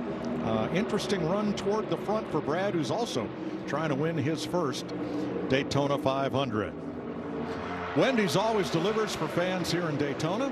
Clint caught up with DJ Khaled to secure the biggie bag and see what else Wendy's has going on here. All right, DJ Khaled, Daytona 500, man. Right. What do you think about this? Everything's bigger in Daytona. We going Biggie, we going Wendy's. I'm excited to be here at Daytona 500. I love the energy. Look at the party. All of our fans can pull right through here in the drive-thru, get their own Biggie bag. You can't play yourself. You got to reward yourself and get yourself a Biggie bag and secure that bag. You feel me? All right, Daytona 500. Yes. You feeling it? You like speed? What kind of driver are you? Well, I used to be a fast driver, but I like watching the fast race cars. Yeah. My kids love it. I love it. You never know what's going to happen. Could be right around corner, but that straightaway, you never know who's going to be in the lead. But You and MJ are buddies, right? Your boys? Yes, Michael Jordan. That's my brother. Yes, absolutely. So you got some hot rides out on that racetrack. Is that who you pulling for? I want everybody to win. You know what I'm saying? That's who I roll with. You heard it. DJ Right. Khaled I pulling love for everybody, everybody. the whole field. All right, folks, DJ Khaled wasn't the only celebrity here. Check out what else happened this weekend. All right, welcome to the first annual Wendy's Go Biggie Golf Invitational. We've got Trackhouse stars Daniel Suarez and Shane Van Gisbergen. And the biggest thing about today is they get some sweet prizes. So they get the Wendy's Biggie bag. Yes. They get a Wendy's red jacket. The drivers are walking up to the first hole. Let's see how they do. Yes. Our amigo Daniel Suarez, he's up first. Clearly, he has his eye on that Biggie bag prize. And coming up next, it is Shane. And you know what? I know these two are friends on the track and teammates. Out here, things are heating up. Whoop, that was all gas and no brake. Congratulations to our amigo Daniel Suarez. He wins the Wendy's Go Biggie Golf Invitational. How you feeling? I feel great, Jamie. It was a lot of fun. The Biggie bag. Woo! Biggie jacket, my friend, for winning. Look at you. There's your Biggie bag. All that food for $5, that's my go-to. Ooh, that's my ride or die. Just like you and me. Bag boys. Bag boys, what you gonna do? What you gonna do when we bring your food? Go Biggie and get all this with the JBC for just $5. 34 laps to go, and Joey Logano, the pole sitter for the 500, along with David Reagan, Brad Keselowski, and Chase Briscoe, have put 4 Fords out in front of the field. There will be one more pit stop. What do we expect if it happens under green? Josh. We'll start with the 48 of Alex Bowman. About 10 laps ago, he was running inside the top 10. The team came over the radio, told him they weren't conserving, that is, enough fuel. They're concerned about that. Well, he's dropped back further than they wanted. Now back in 26, Regan. Josh, at the top of the show, I said Kyle Busch, one of the most fierce competitors on the racetrack. Usually with that fierceness comes fieriness on the radio, but he has been abnormally calm today, even with adversity, hitting the wall, a tire nearly coming off after a pit stop. Kyle has not said a word. He has been calm and focused in that race car. Jamie? Joey Logano, your leader right now, right where he started this race up front. He's been really happy with the race car. They just told him, manage your fuel when you can, and that's something hard to do that you guys in the booth have been talking about when you're leading this race. Why is it so important to save fuel now? Well, you want to be in the window that everybody else is in, and we saw Joey Logano go 100% and back up to 74%, but you don't want to have to pit by yourself. We heard somebody earlier talk about having to pit by themselves, but those Fords have taken control. I saw Brad Keselowski several laps ago duck down and started this Ford train on the bottom. Also gives you options on that pit lane. The more fuel you save in that race car, when you get it to pit road, the tighter you have a pit stop, the quicker you can get out of your box. Less fuel they have to put on. Well, we saw Denny Hamlin do that the other night to win one of the duels. He went from 17th to 2nd, and next thing you know, he's right up in the front having a chance to win. Larry Mack.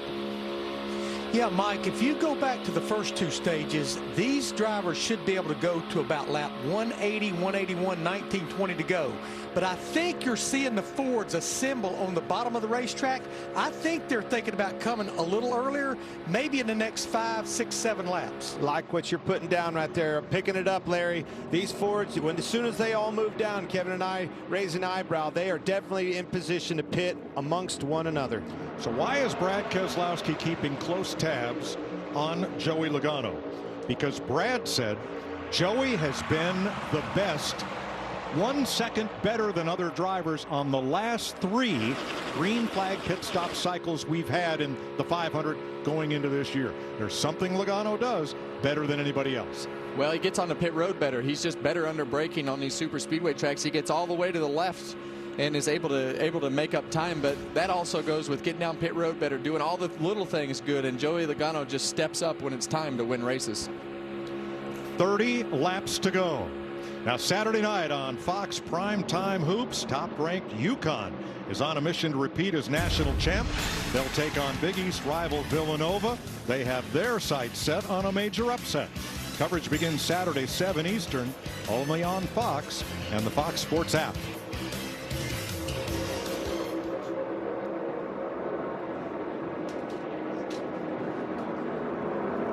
Logano trying to manage both lanes here.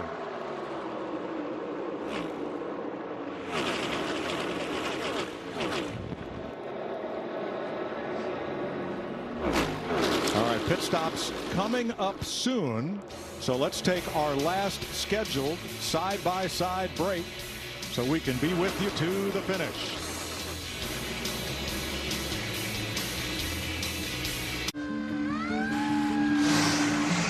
That's my team out there. If our network goes down, lives are at stake. Our comms have to work. Or the mission won't. That's why we partner with Verizon Frontline, the network that truly prioritizes first responders. So we don't worry about getting through. And they're the most reliable 5G network in America. Out here, reliability is everything. Extreme or routine, Verizon Frontline delivers. The #1 network choice in public safety. Learn more. It's your mission. It's your Verizon. There they are. Everybody get their banking done? Let's go. Drive. We gotta go. Someone's in a hurry. And 1 Mississippi, 2 Mississippi. Can we go? Yeah, faster. Oh, no, siree. You see, I get discounts for my safe driving with Snapshot from Progressive. You should see my savings. They're nuts. You told us he was a skilled wheelman. No, I'm a wheelman. His family name on my mother's side. What? Irish. What does fearless look like? Like sliding through a glimmer of daylight? Side by side for the top spot. Like trading paint with a champion? Oh, and he spins it. Like starting in the back of the pack and stopping at nothing till everyone is choking on your dust. It's time, baby. What does fearless look like? Find out for yourself. Let's go! The NASCAR Craftsman Truck Series. Today's just such a special day. The XFL and the USFL merged together to create one powerful spring football league called the UFL. These players are going to play hard-nosed, intense football, passionate football. Every play matters. They got one shot. They're going to ball out. Incredible. Spring football is here to stay. The UFL season kicks off March 30th on Fox and ABC.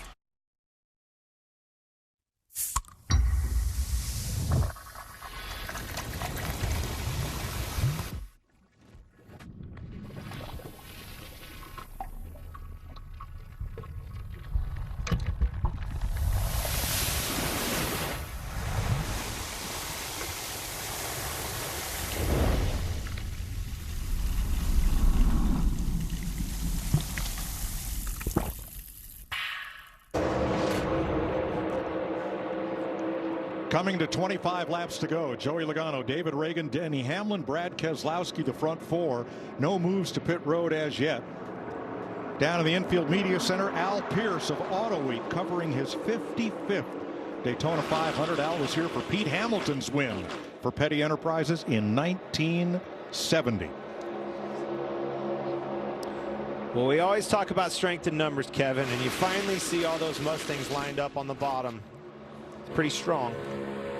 Yeah, and they definitely have strength in numbers right now, and they also have the shield to keep those guys on the outside from getting to the bottom when it's time to pit, because at some point they're going to have to pit here shortly. We know that's coming, and that's a very good point. Got the Ford Performance on board with Ryan Blaney right here. A football field a second. Those are yard markers coming off turn number 4. Now up in that lead pack, Ryan Preece third on the inside in the 41. He is the first car 1 lap down, trying to maintain that position to get back on the lead lap if we have a caution. Right now he's an asset. Stay right there. Keep this baby rolling. Here's the Advent Health Cam for Eric Jones. In 43, Daniel Hemrick just ahead. Bubba Wallace just ahead to the outside. This is the most laps Joey Logano has led in the Daytona 500. When he won in 2015, he led 31 circuits. Tonight, he's been out front for 41. He's been by far the strongest Ford. But Brad Keselowski's team added a third car just for the 500. David Reagan, well-known super speedway star. He's won here. He's in second place with Brad in fourth. Jamie. Yeah, and how about David Reagan? He's one of our analysts here on NASCAR on Fox, and he'll run a race or two a year, but he got this opportunity from Brad Keselowski, and he is showing exactly why he was the guy for the job. 2 career wins. They both came on this style of track, and he's going to be going for the win here in no time at all. Great job by David Reagan tonight. David does a lot of simulator work and wheel force work and things for pit stops. Ford. Here we go. A couple of the Toyotas break off. 5 cars coming this time. By Ty Gibbs. Well, it's 2 Toyotas and 3 Chevrolets. Kind of a mixed bag. Well, that's actually Riley Herbst there in the Monster Energy car. Yeah, it's Riley Herbst. Yep. I think you're going to see possibly these Fords stacked up on the bottom trying to make their move to the pits. This is time for that magical stop. No mistakes. Do not get caught speeding. Cannot recover from it. And from a driver's standpoint, this is the most intense time when you know you have to get to pit road and get everything that you can get, but also not hit anybody. There is Ty Gibbs. Now, the cars that just pitted were not among the leaders at the front of the pack. Come the Toyotas. And they are from the back of the pack. 7 cars, 8 cars pitting here. No, Raddick, Truex, it's all, most of the Toyotas. Denny is not amongst them. Eric Jones, Bubba Wallace, there's Ty Gibbs in the 54, and Nemechek.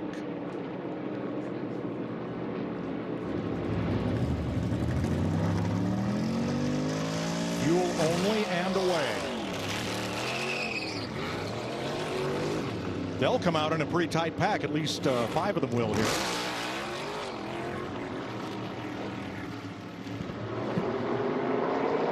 All right, how long do the Fords and Chevys stay out?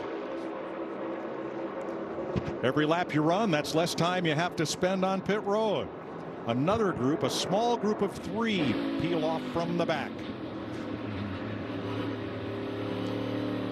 Denny Hamlin and Kyle Busch, unlikely allies pitting here. Well, they were together on the racetrack, and sometimes you just have to go with the fastest car and whoever's around you at that particular time. And this is what we talked about earlier. Sometimes your strategy is out the window, and you just have to do what you have to do when it's time to stop. Kind of surprised me it was just a couple cars, though.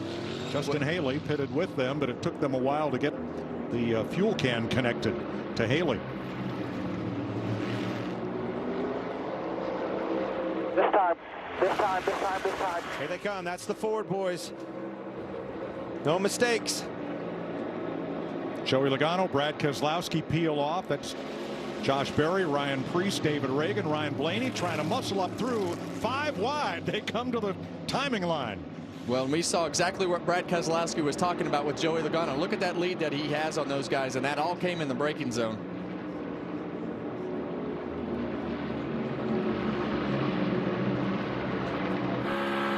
See Chastain still on racetrack, still leading the Chevrolet camp. Stenhouse in tow. Logano and Keselowski get out first with Reagan. And those 3 hooked up may be tough to beat if we stay green here. Well, the games are going to begin on the back straightaway. Here comes everybody else. Ross Chastain in front of Kyle Larson on the outside. Stenhouse and Suarez on the inside.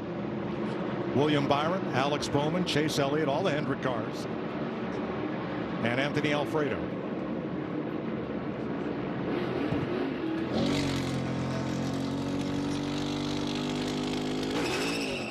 Yeah, and all these guys that are on pit road right now, they're pitting later, so it should be less time in the pits because of the amount of fuel that they're taking. Big pack coming off turn number 4 as they leave and try to get back up to speed.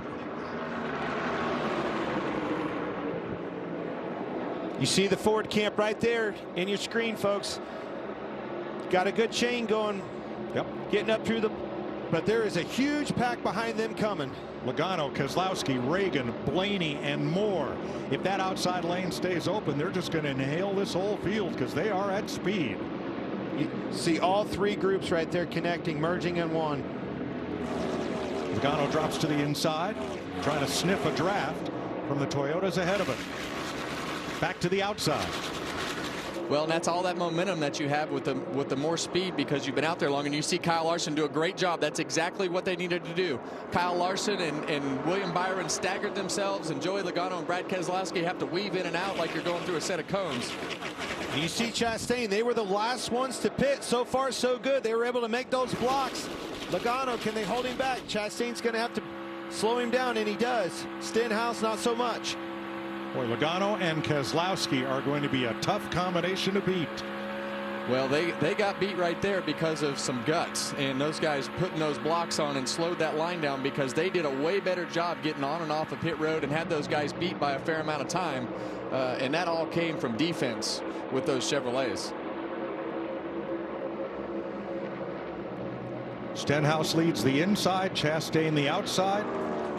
There's Logano and Keselowski. I agree with you, Kevin. The Ford camp led by Logano, they did a fantastic job on pit road collectively. Their efficiency of the pit stop was much better than the others, but them slowly but surely, one by one, slowing their line down by the blocks enabled them to stay in front. Talking about Chastain. Yeah, and Chastain gave up that outside line to go down in front of Ricky Stenhouse in another Chevrolet. I'm not sure that was the right thing to do because I just believe that Joey Logano has always been one of the best pushers. But as this goes, you can see that it's getting physical. We're 3 wide in the middle of the pack back there, and things are going to start to happen in a much more physical way than they have. Flip side of what you said, I like what Chastain did. If I'm him, I'm getting on the bumper of Stenhouse in that 47. Yeah, I don't want to be on the bumper of that. The reason 42. that it helped, that 3 car there was slow car. He was getting a draft. Big block.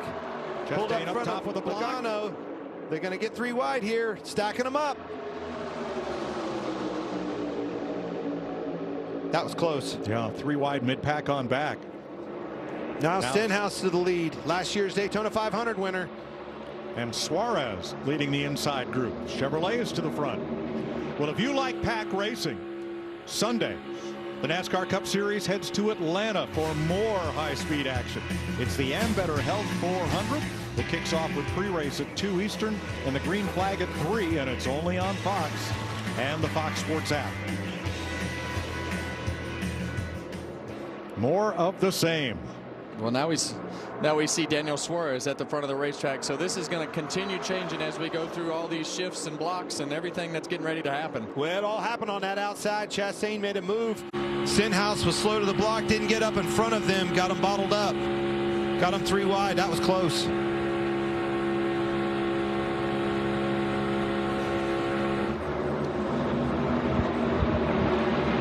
We talk about the importance of finding your teammate and getting online and lined up with your manufacturer and your teammate.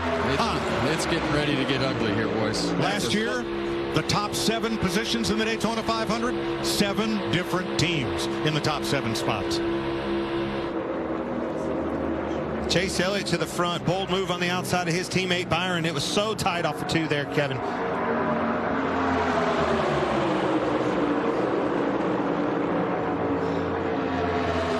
See the 2 Hendrick cars down on the bottom. Alex Bowman pushing William Byron right up to the front.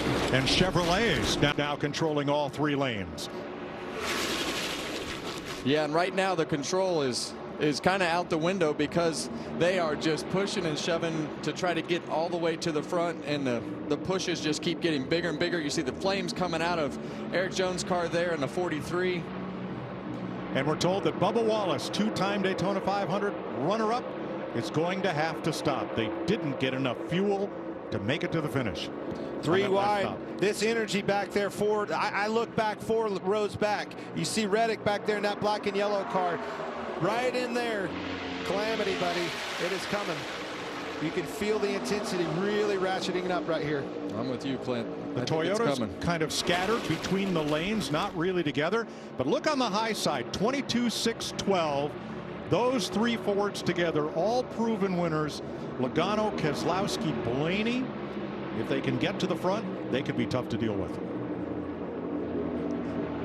Big pushes in that middle lane.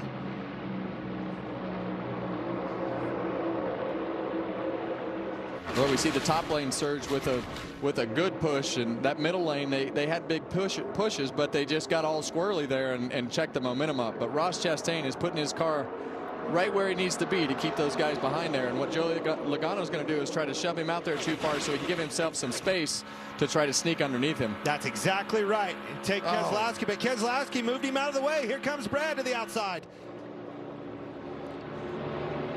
Keselowski looking for second. Chastain trying to hold back both lanes. That's a tall order here. Listen to this spotter. Timely blocks. An untimely block, one little bit, one little slip up by 1 inch, and it's going to be all over with. Well, it didn't cycle exactly the way that Logano wanted it to cycle, but he got Ross Chastain out there far enough to give himself a lane, and he winds up right back in front of Brad. Chastain spotter Brandon McReynolds pretty busy right here as Logano pulls alongside. Coming to 10 laps to go. 30 drivers on the lead lap. Each trying to find the way to victory lane in the sport's biggest race. Give is over. Take from now on. Don't give an inch. Denny Hamlin said it all week. He said, I'm going to be selfish. Don't care about manufacturers. Don't care about teammates. I'm here for me. You see everybody lifting. You see the flames out of the pipes. Both lanes, all three lines for that matter. That's them stacking up. That's blocks up front, stacks them up behind. That's where the trouble's going to happen. And when they stack up that bad, you have to let off the throttle in order to check the car up enough and probably touch the brake as well. But that just gives you an idea of the energy of this pack as they all keep pushing and shoving their way forward. Here we go again. Chastain, lone wolf up here leading this pack with those two Fords behind him. Block, block, block. He knows they're wanting around him. They're going to make a move. Speaking of moves, Keselowski to the inside again. Back up in front of Logano. And Chastain saw it coming and went up with him. Now Logano to the outside. They can't get around. Whoa! Keselowski gets turned by William Byron. Blaney gets caught up. Gilliland, Truex, Hamlin, and more. All those Fords were struggling to get around Chastain. Who could get around and get that clean air track position first? That's what happened. You knew it was coming. You knew it was coming. I mean, it's a parking lot down there. Cars parked everywhere. Blaney out. Big damage on him. Toe link broke on the back. That one's done. Keselowski all wadded up. Gilliland, the black and red car, right with him. Anthony Alfredo there. Reddick, massive damage on him. Thursday night winner Tyler Reddick. Martin Truex. Eric Jones comes to pit road. So does Kyle Larson. Denny Hamlin made it back to the pits. So did Chris Buescher. Well, a lot of damage. It just always gets to this point as you get to the end of the race. The pushes get harder. Everybody's just throwing caution to the wind to say, the heck with it. I'm going to the front. Martin Truex tore it. He's tore it bad right there.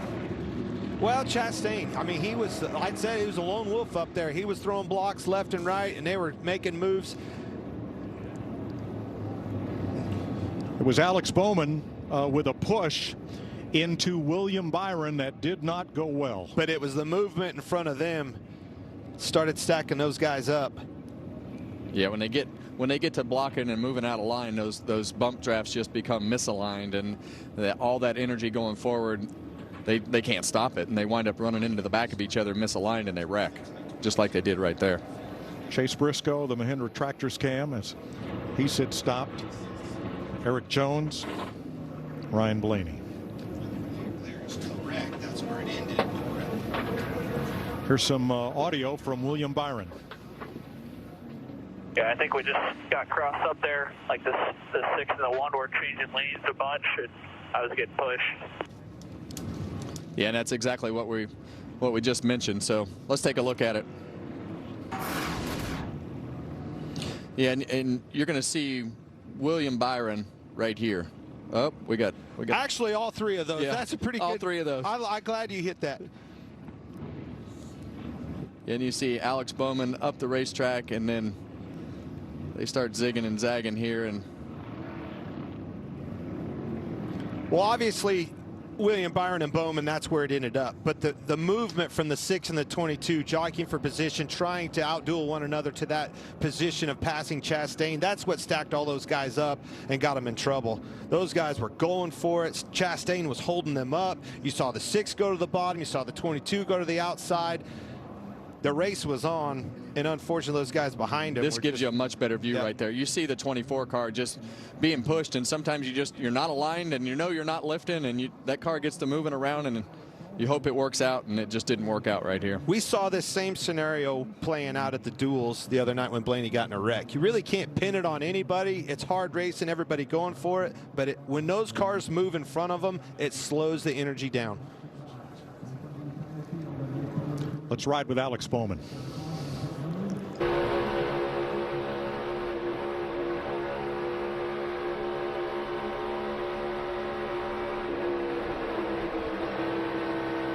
He was trying to stay off of him. And you heard him lifting out of the gas. Several times.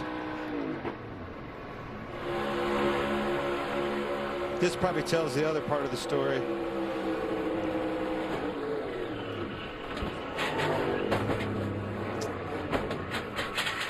You're not going to run 3 wide that long. Well, we said it several laps ago, right? We both said it.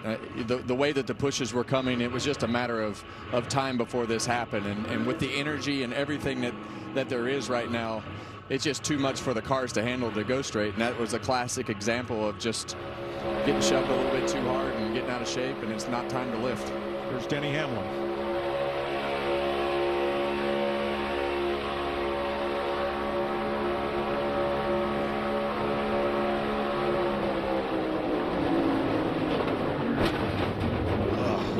Terrible feeling. Nothing you could do. Long for the ride. Landed right in his lap. And we'll look out the back of Ross Chastain's number 1.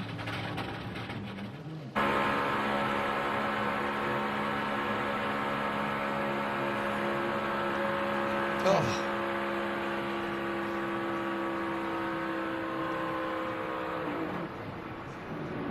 And this is Ross Chastain's crew, led by Phil Surgeon. Yep, they were out in front of it. I mean, that was inches that they missed the back bumper of that car. Yeah, when Keselowski turns. Oh my gosh! If that left rear quarter panel wasn't curved in a little bit, I mean, it went right with the curvature of the left rear quarter panel. Ross Chastain and Brandon McReynolds did a phenomenal job of keeping those guys behind him. Had he slipped up one time and missed a block, he'd have been right in the middle of that. All right, let's do this next replay in real time.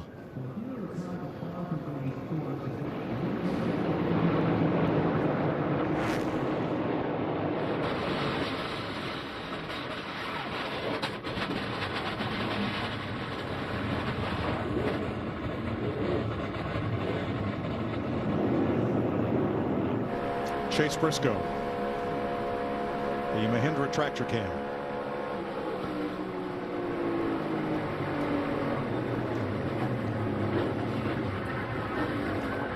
Wow, that was Days of Thunder right there. I mean, it's just a typical super speedway wreck that happened at the front of the pack at the end of the straightaway, and there's just nowhere to go and nothing to do. You just hope you're not damaged as bad as everybody else.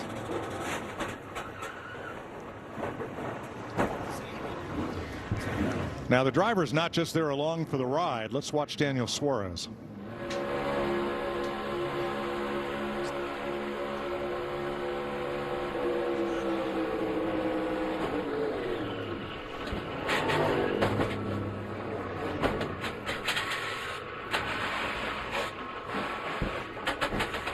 You saw that steering wheel spin hard. That's why he's got his hands off it to avoid injury. Yeah, and I saw him squint his eyes after that first hit. Those were big hits. All right, Denny Hamlin next.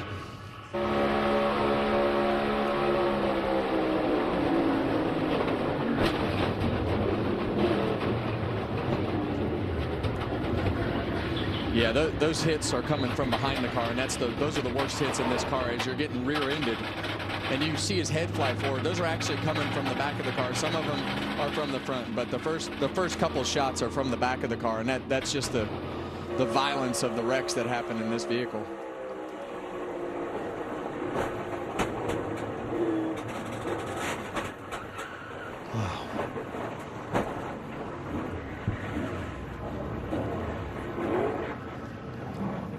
And here's Eric Jones.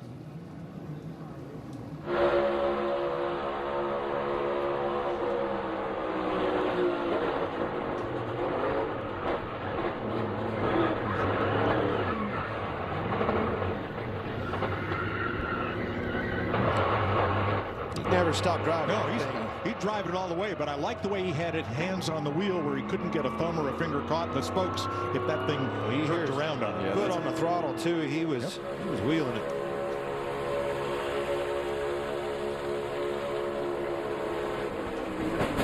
Oh, that one got his wrist. Yeah, that one got his wrist. Grabbed his hand. Yeah, a tough week for Ryan Blaney. Thursday night and Monday night. Joey Logano.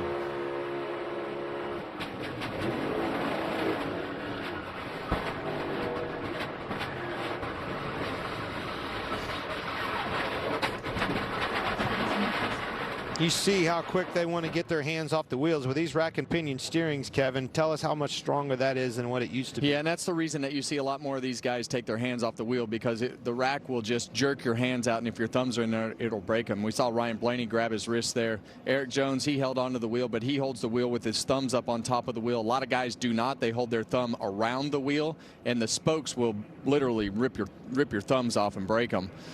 Yeah, I think it was his wrist. It could have been his thumb. I mean, to your point, usually is. That's why it hooks your wrist. Yeah, and a lot of times when that wheel is spinning around like that, sometimes it'll hurt your shoulder a little bit too as the wheels come in the opposite way. But you'll see his right hand right here. Oh.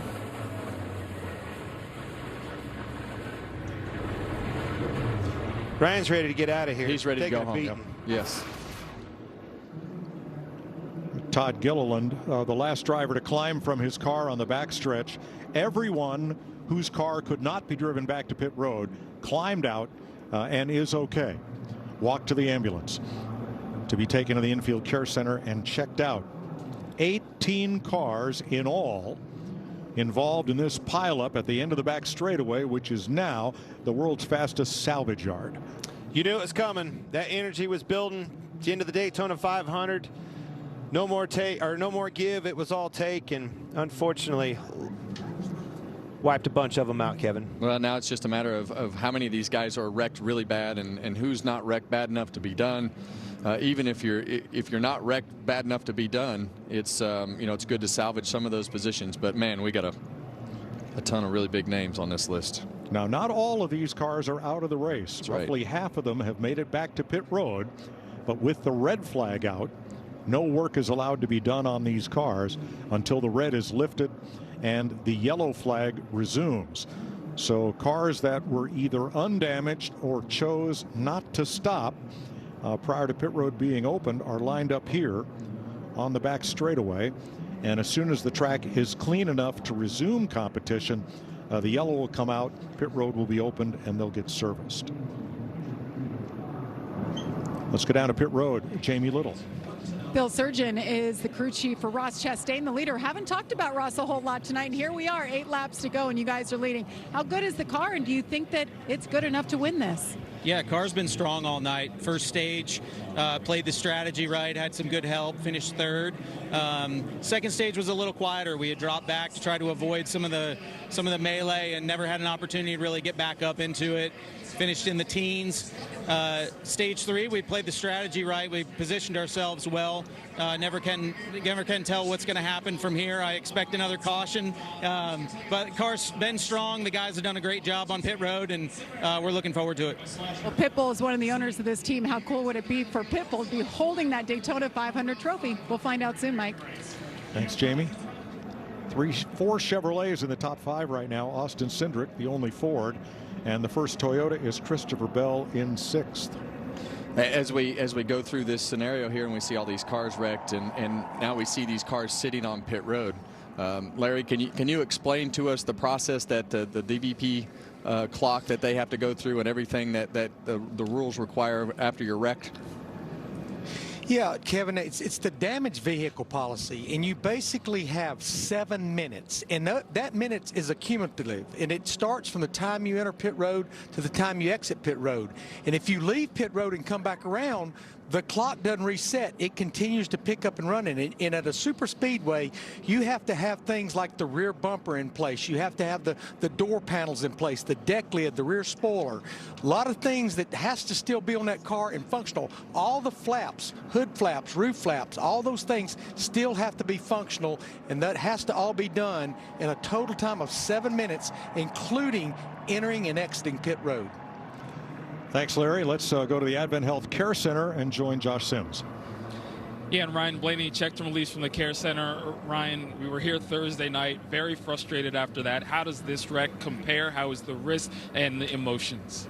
Well, I'm definitely not as frustrated after Thursday night. This was just, racing at the end of the 500, and this one didn't hurt nearly as bad, so that part's nice. But, yeah, it's a shame. I thought we had a shot at it. Up in the first, few rows, we would be kind of second in the road, depending on where the block was kind of thrown, and thought we were in a decent spot, especially if the 6 got to the inside of the 1. I could kind of finally get behind Joey and try to get hooked up with him, but yeah, just unfortunate end with our Peak Menards Ford Mustang, really fast. But yeah, the wheel I got turned. That was, yeah. And then, the wheel snapped. I usually let go of the wheel, but I didn't think it had anything in it. So, yeah, I'm okay. My wrist is good, and just one of those weird deals. But proud of the effort by the 12 boys. Shame we tore up a couple race cars, but going next week. Thanks. I'm glad you're okay, Ryan. Well, that's good to hear on his wrist, because the way he held it up right there, you never know. One tough cat right there. So there sit the cars that were not involved or were not damaged enough to go to pit road. We still got plenty of horses in this race. Chastain, Bowman, teammates, Byron behind him, Cindric, Chase Elliott, he is back. I like Busch back there. He ain't out yet. Josh. Down here with Brad Keselowski, checked and released from the Care Center. Brad, we know so close once again to having a shot to win the Great American Race. What did you see there from the in-car, and what happened in your perspective? Yeah, in-car, all I know is got hit from the back. So just one of those deals at this track, everybody pushes. That's how you race here. And we got caught up in it. Just glad to be competitive, glad to be running up front, glad to have a chance. We were making the pass for the lead to win the Daytona 500. That's about all you can ask for with 8 laps to go. And it just it didn't work out. Thanks, Brad.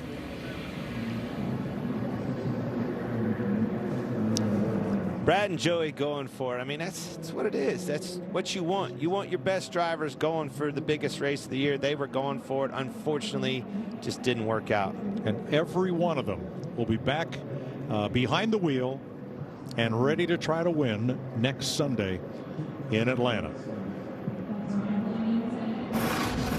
Regan?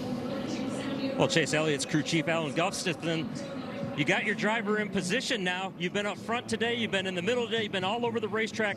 A masterful job of getting through that wreck. Can you get it done now? Yeah, that was amazing. The seat's kind of poured for us to make it through there. So, yeah, guys have done great. Chase has done great. The Napa Chevy's been strong all day. And, yeah, hopefully we don't have any left front tire damage that would necessitate a stop here. But I think it's good enough. We can let it roll. It's the Daytona 500, right? Got to give it a shot. So it's going to be hairy, but, we're in a good shot to go compete for it. So hopefully we can go get it for everybody at HMS. Mr. H is 40th. Good luck. Thanks, Alan. Josh? Joe Logano released from the Care Center. Joey, from your perspective, what happened there and what are the emotions you're feeling right now? I'm pissed off, if that's my emotions. I don't know. I was riding up against the top there, and I just know Brad got turned up into me. I don't know exactly what happened. So the one was throwing hellacious blocks most of the time. I know that, but I don't know. I didn't see what started it there. So just a bummer. The Shell Penzel Mustang, it was so fast. I think it could lead a line like you wouldn't believe. Had so much speed in it. It's just it's speedway racing. It's a lot of fun until it sucks, and I'm on this end of it today. Thanks, Joey.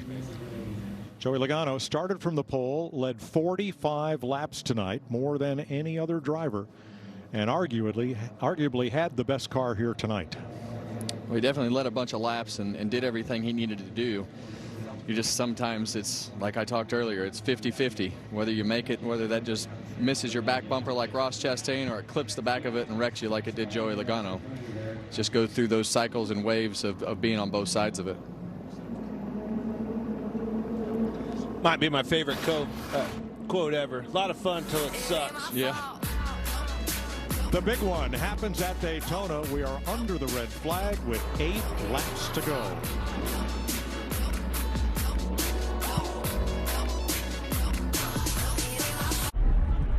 This season, Toyota Racing is looking for jaw droppers.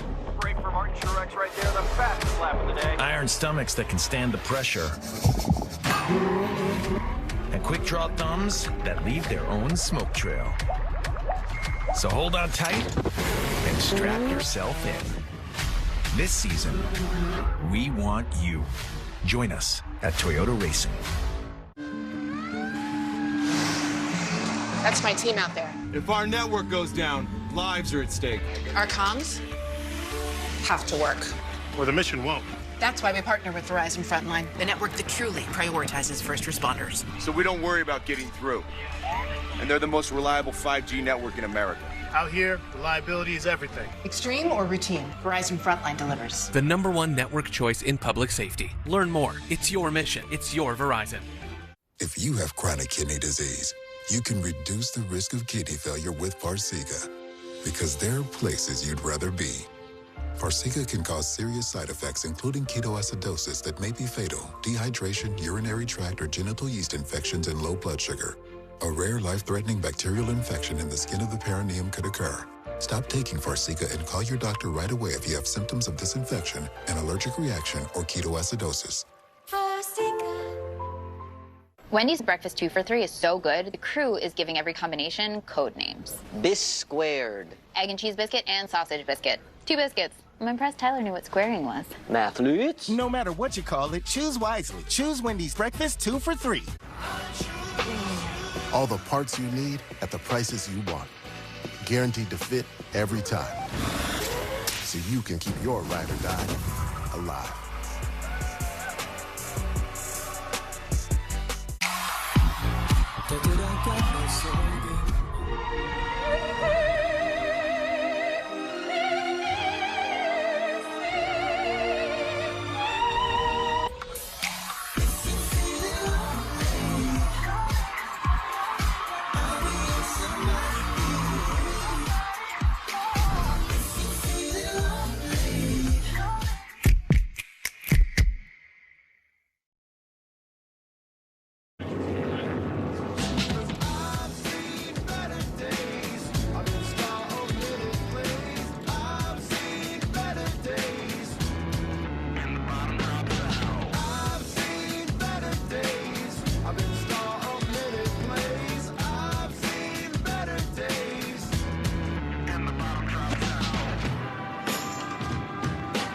Well, the bottom dropped out for 18 cars in this pileup in turn number 3, and the red flag has been lifted. 7 laps to go.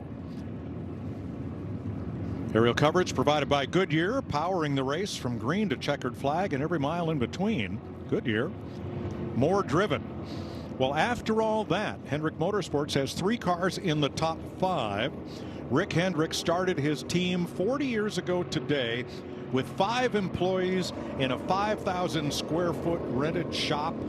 I think their gift shop today is bigger than that, and they have over 500 employees and a ton of wins. I can't believe I'm saying this. I don't even know if it makes sense, but if anybody won that wreck, it was Hendrick Motorsports. Still having 3 of their cars in this thing in the top 5, Hendrick Motorsports might be their day. Well, last time they won the Daytona 500 was the last time they didn't sit on the pole.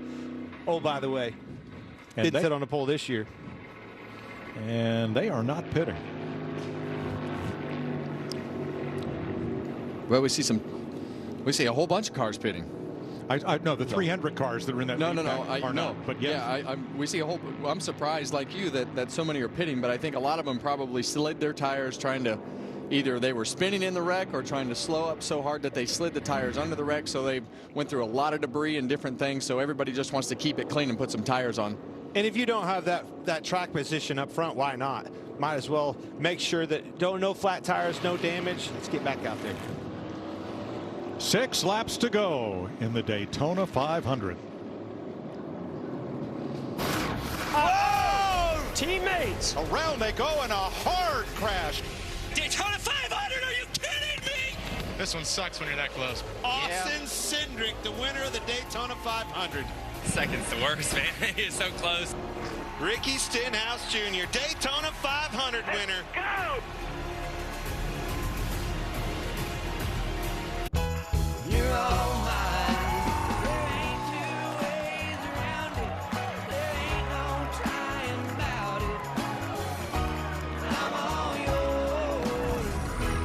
You're all mine. No, there ain't two ways. That is Firebird 1, a General Motors dream car conceived by Chief Stylist Harley Earl, and it tops the Harley Earl Trophy, the most coveted single-day prize in stock car racing. One of these drivers will win it in as few as 5 laps from now. The big one stays on display here. The small one goes to the winner. Ross Chastain chose the outside for this restart. William Byron took the bottom. Teammate Alex Bowman to the outside. Then Austin Cindric inside and Chase Elliott outside. 4 Chevys in the front 5, Cindric's Ford, and then Christopher Bell's Toyota, which has been hanging around the top half dozen all night. A lot of Chevys up front, 8 of the top 10. Justin Marks has Chastain in the lead and rookie Zane Smith in 9th. 2 drivers in the top 10. Kevin, you heard Logano in his interview talking about Chastain, the blocks that he was putting on. Can he keep that up? Well, he's not going to stop. I can promise you that. He's going to do everything he can do to try to win the Daytona 500, and he knows, all those guys know. They know the magnitude and the history and everything that comes with the Daytona 500, and this is just, like you talk, one of those races that you just do more than you would normally do. All right. 40th anniversary of these Hendrick boys, 3 of them up there. How do they work together and try to pounce on him, take advantage of that? Well, they lined up a little. It's interesting the way that they lined up, because you got William Byron on the bottom with Austin Cindric behind him, and then you have Ross Chastain and the 48 of Alex Bowman and the 9 of Elliott behind him. So it's just all going to come down to the pushes.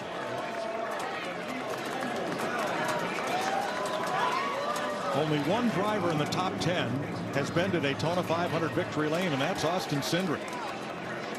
Ross Chastain won the last race of last year at Phoenix. Last person to do that and then win the 500, Jeff Gordon, 1998 to 99. 4 laps to go. We're back to green.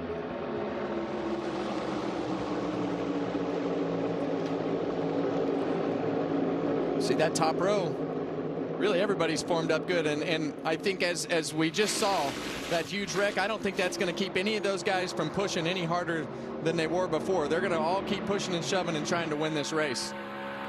Yeah, that's out the window. Not an option anymore.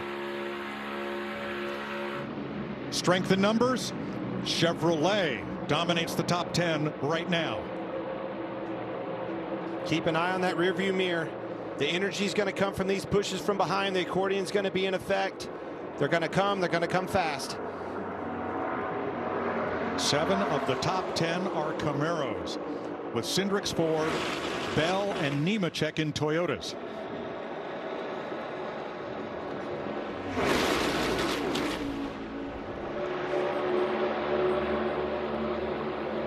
Somebody's going to make a move. Where's this move going to come from? See that energy. The shot from Chase Elliott into his teammate Bowman. That's going to provide an opportunity for them to make a move. Cindric gave Byron a shot, pushed him to the lead. Can he get him far enough in front for Cindric to make the lane change and have a shot to win it? Comes this outside lane again, Kevin. Well, that's going to change the momentum of that middle lane, and that bottom lane still formed up. You see Chase Elliott pull in front of the outside lane, and there goes Ross Chastain because it all broke up. Bit of contact there midfield as William Byron, who succeeded Jeff Gordon in the Hendrick number 24, is out front. Huge pushes on that outside. They kept getting in one another, had to back off. Accordion effect, stacked them up. Everybody had to lift. Broke that line up big time. Cindric tried the top, no, got back in line. Now Chastain has a push. A lot of energy on this outside. Chastain, here he comes, Kevin. Well, we saw the same thing that happened to the top lane with the bottom lane. They got broke up, and now we've got William Byron leading the bottom lane with Austin Cindric behind him. Ross Chastain leading the outside lane. 1 lap to go, sponsored by Credit One Bank, and away they go. That is Cindric into Chastain and up into traffic. Did they complete that lap? Did the leader get the white flag? This Caution could be waving. It's going to be close. It's going to be close. I don't know if he got it out in time. I believe they saw the white flag. I think it's William Byron. I think so too. It was a block by him, caused Chastain to move down. Ross Chastain gets away and will come around to see the final flag of the night. We are under caution with the accident happening just past the start-finish line.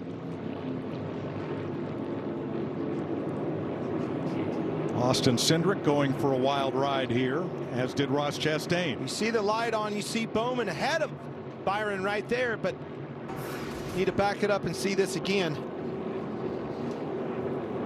And we'll await a ruling from NASCAR.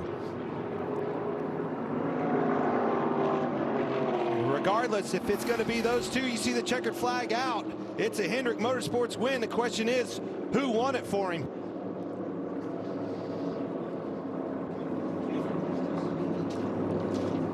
And the Daytona 500 race winner will be the 24. We'll need the 24 to start finish line.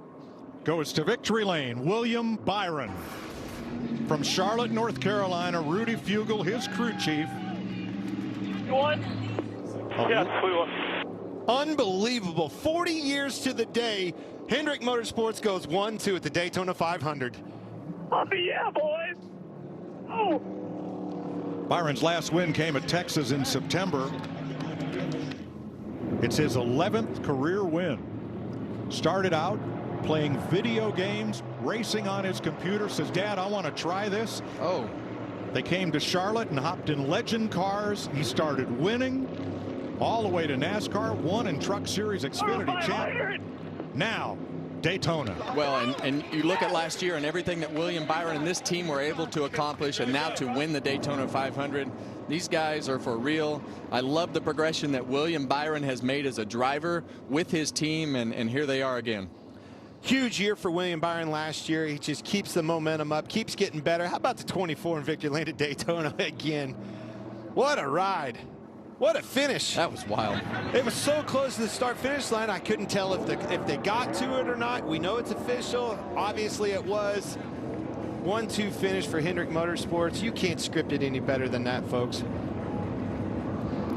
Unofficially, 22 cars finish on the lead lap. Some of them pretty well bent up. Not this one.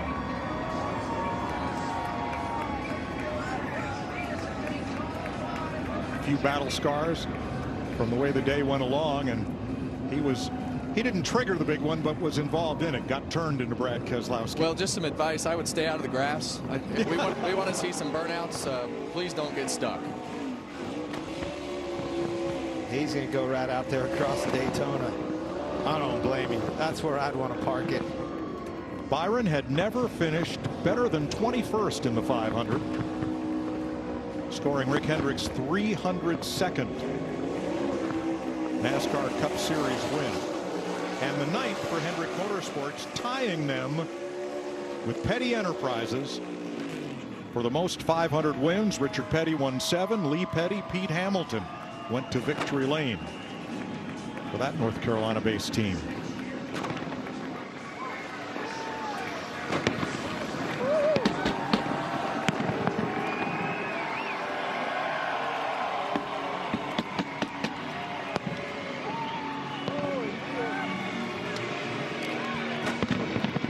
William Byron goes to capture the flag after an event-filled Daytona 500 in which he led only the final 4 laps.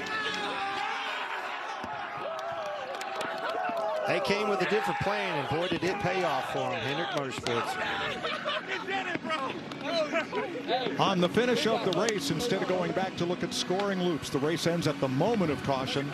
NASCAR goes back, reviews video evidence to determine the position of the cars and name a winner, who must still then complete the final lap and come to the checkered flag. Tonight, that was William Byron.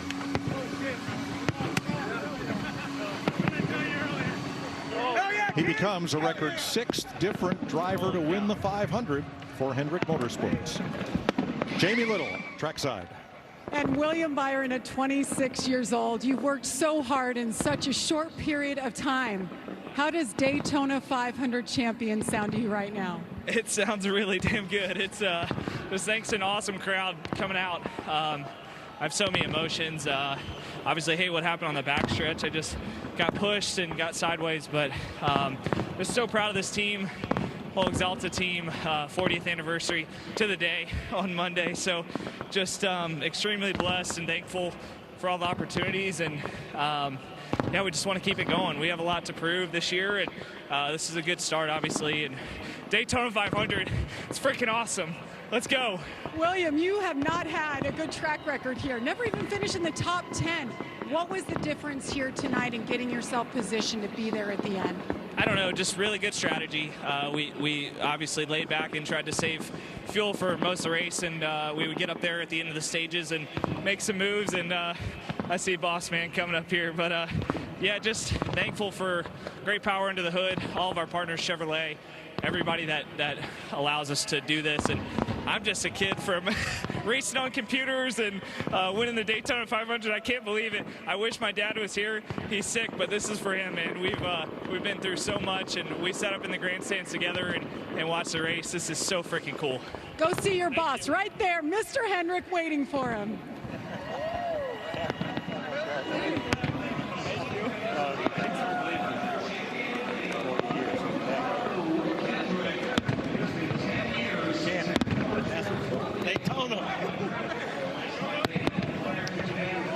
Alex Bowman completes the Hendrick 1-2 finish in the Daytona 500. You came really close, Alex. How close was that from your perspective as you crossed the line? Yeah, I was pretty sure William had us, but you're going to let him debate it, right? I think a couple hundred more feet, and obviously we had the run, but just so proud of everybody at Hendrick Motorsports. It's 40 years to the day since they ran their first race, so to get a Hendrick Motorsports 1-2, have the 24 car in victory lane. Obviously, I wish it was our Ally 48, but it was a great day for us. So proud of everybody. We did everything we could right. I feel like I made a couple mistakes early and kind of learned throughout the day, and when it came down to the end, I feel like I made the right moves. Having to go up and block the top lane at the end with like 3 to go there, that just slowed us down and kind of killed the momentum of the middle. But still second place in the Daytona 500, HMS 1-2. Great for Chevrolet and everybody involved. So wish it was one spot better, but still proud of the whole team. Thanks, Alex.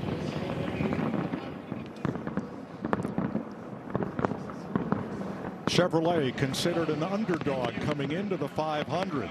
The Toyotas won the qualifying races. The Fords won the front row. Chevrolet takes home the big trophy. 100 wins at Daytona for Chevrolet. All right, let's back this up and watch. You see the momentum on the outside. Chastain, Bowman pushing him. Watch the energy coming. Chastain gets out on him. All of a sudden, here comes the energy from Bowman to Chastain. Big pushes coming. Puts Chastain in a momentum situation. Byron sees him coming. He hears him block right there. Chastain moves, shoots the gap, clips Hendrick, turns him around. Yeah, and Chastain had the right idea of where he needed to go. He went for it. The caution came out at the wrong time, and William Byron winds up winning the race with the timing of the caution on the white flag lap. From Alex Bowman. Watch this push. Here he goes for the gap, shoots it, closed in. He was going for it. All those guys are going for it. Everybody was doing exactly what they had to do. Eric Jones's Advent Health camera here as they're coming to the white. seeing everything spin. He made it through. And watch Chastain here. Man, he misses this inside wall so close when he spins down here. Watch how close he gets to this end of the pit road wall. And the other thing that I noticed, noticed, Kevin.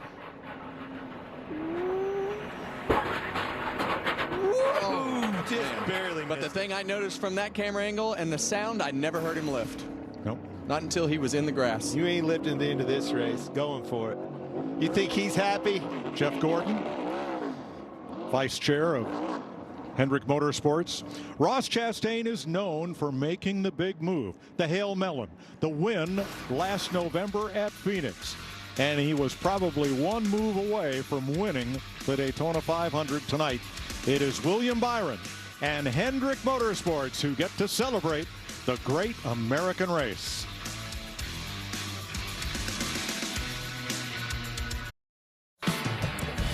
From iRacing champion to champion in the biggest race the sport has to offer, William Byron getting it done. It's the 24 in 2024, winning the Daytona 500 after a crazy finish. Take a look at that. That says it all. Rick Hendrick, Jeff Gordon giving each other a huge hug. It's the 11th career win for William Byron. It is his second Daytona win, of course, the first in the Daytona 500, and as you see right there, just 4 laps led. Hi, everyone. Shannon Spake, Larry McReynolds, 2-time Daytona 500 champion crew chief, and, of course, the 2010 champion over there. That would be Jamie McMurray. Listen, I feel like it was just yesterday that we were going, who is this kid that Rick Hendrick is replacing Jeff Gordon with in that 24 car? But that is no longer the case because this kid is now a Daytona 500 champ. Well, and he's showing he can win at any type of racetrack. It doesn't matter if it's a short track, a road course, an intermediate track, and you talked about it, his 11th career win.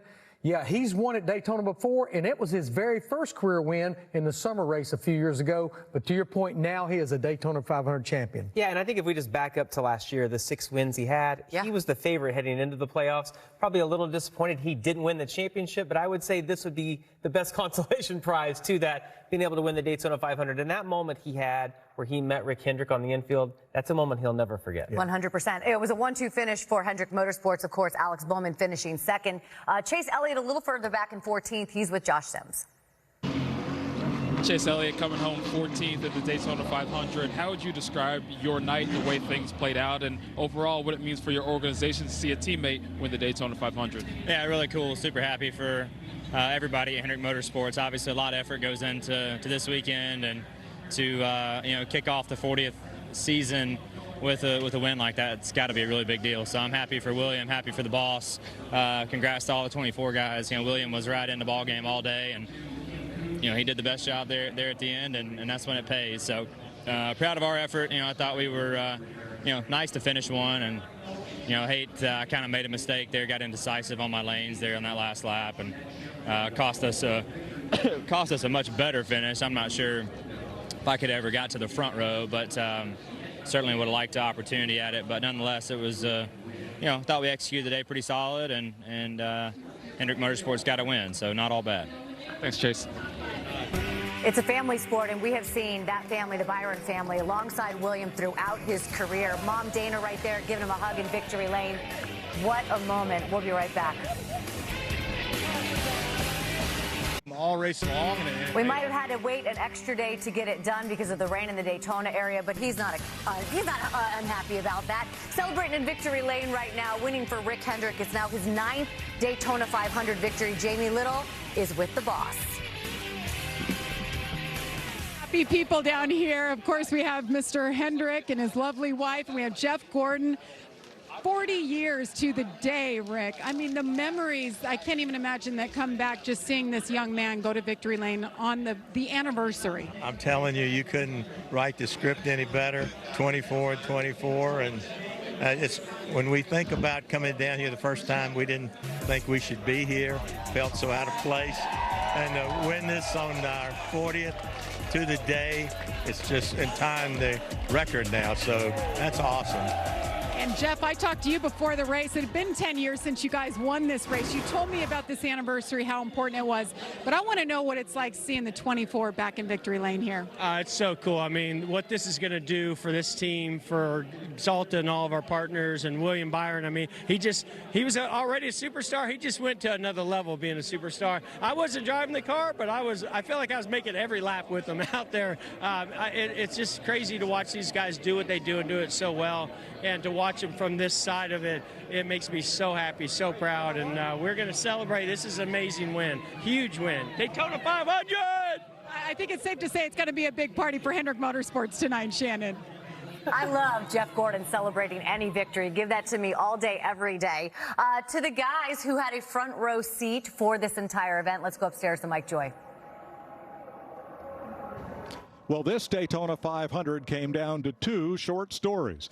The first 10 laps with the first crash of the day, and the last 10 laps with the big one, and then the crash right at the white flag to decide it all. Well, the last crash of the day definitely decided it all, because that's when the caution came out right after they took the white flag. But it was Ross Chastain that led before the big one, and it was Ross Chastain that was trying to take back the lead coming to the white flag at the start-finish line, wound up getting spun out, and William Byron won the race. What a show. Those last 10 laps, you see Logano going for it. Him and Keselowski were throwing haymakers. Who was going to get to that, trying to pounce on Chastain for the lead? He was throwing the big blocks. All of a sudden at the end, William Byron, a big block on Chastain. Boy, he shot that gap, went for it. That's what you want for the Great American Race. Never Daytona lifted. 500. He never lifted. Went for it.